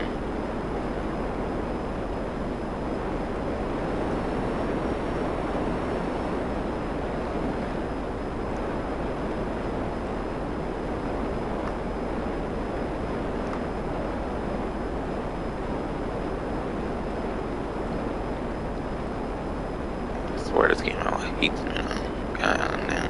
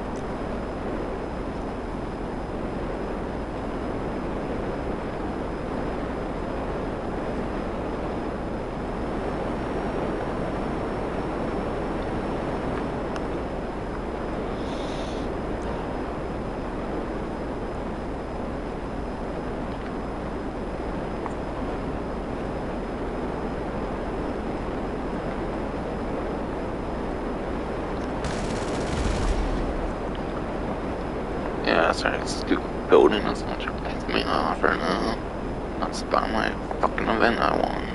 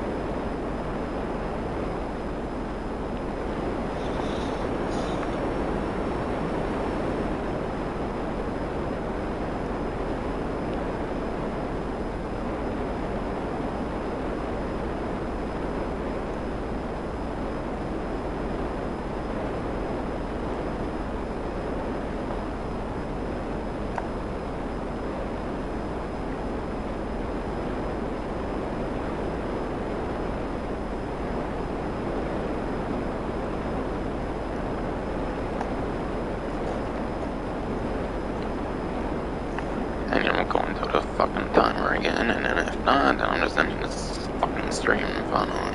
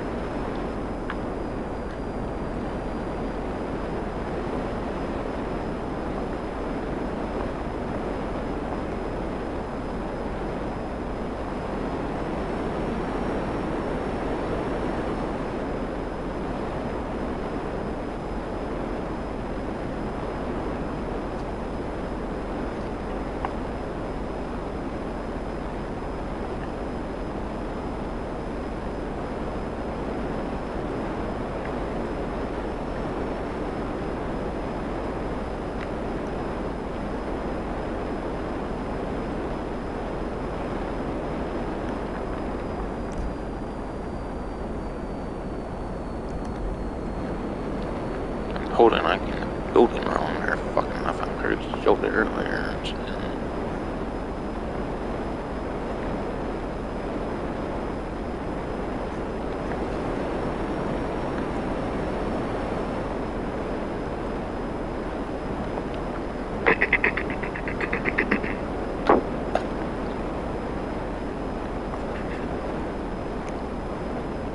Seriously, I swear these free mode events are just fucking fillers, so they don't have to release a vehicle every fucking week.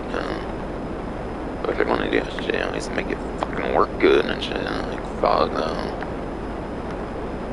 you wanna add fucking so many damn random events, at least make them spawn more frequent and shit. Like the exotic fucking export and shit, for example.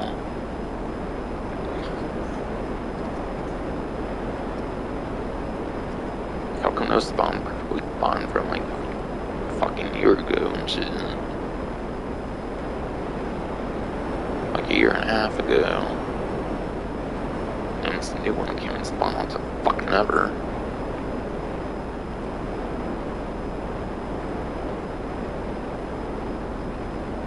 Seriously, I swear it's just a fucking bunch of filler shit. They want to not release a vehicle every single week like they used to.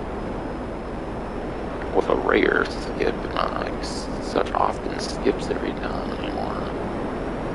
Like they do with these last couple of DLCs since the 9th gen version. What's a thing around?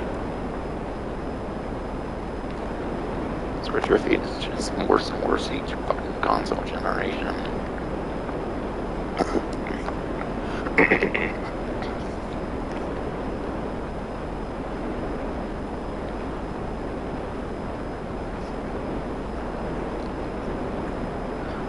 I wouldn't have a problem if they did all these fucking freemium events if they actually would spawn decently and shit. No.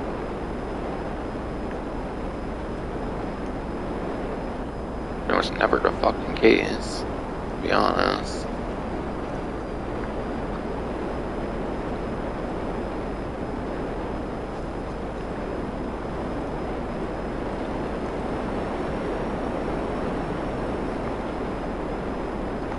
Alright, not much longer to go here. And I'm just following this fucking stream.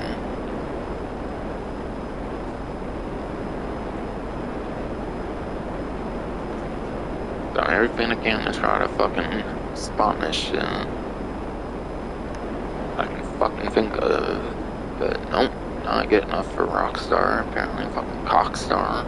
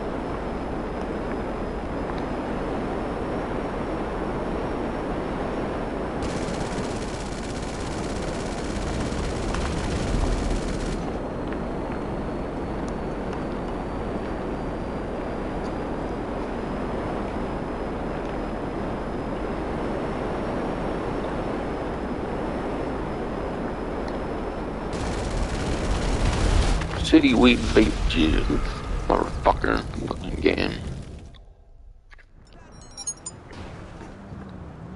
And yes, I kinda stole that one from fucking Dax there. I don't know how to do a fucking Dax voice per se, I don't fucking know. Yeah, that's my reaction to not getting this stupid random event all fucking time. Despite filling fucking requirements and shit. Bruh, fuck this game, bro. Hate when fucking random events just don't fucking spawn.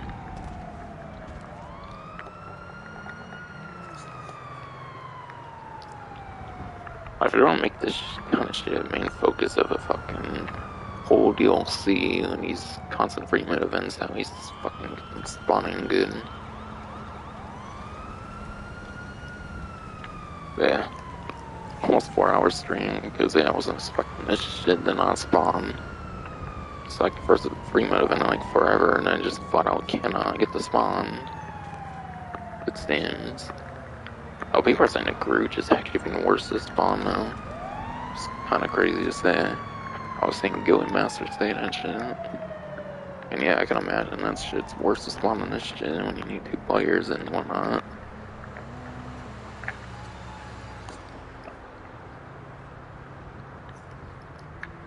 But yeah. That is finally be it for this stream. Next stream might be some sort of miscellaneous GTA Online stream. Or maybe just Snowman collectibles or just snow and shit. I assume I have to like maybe early January at the latest or late December at the latest or something. Or obviously next event stream, whatever all. That's finally be it for this fucking stream. Fuck you, Rockstar. Spawn my damn random event. Hope you fucking enjoy. Fuck the time.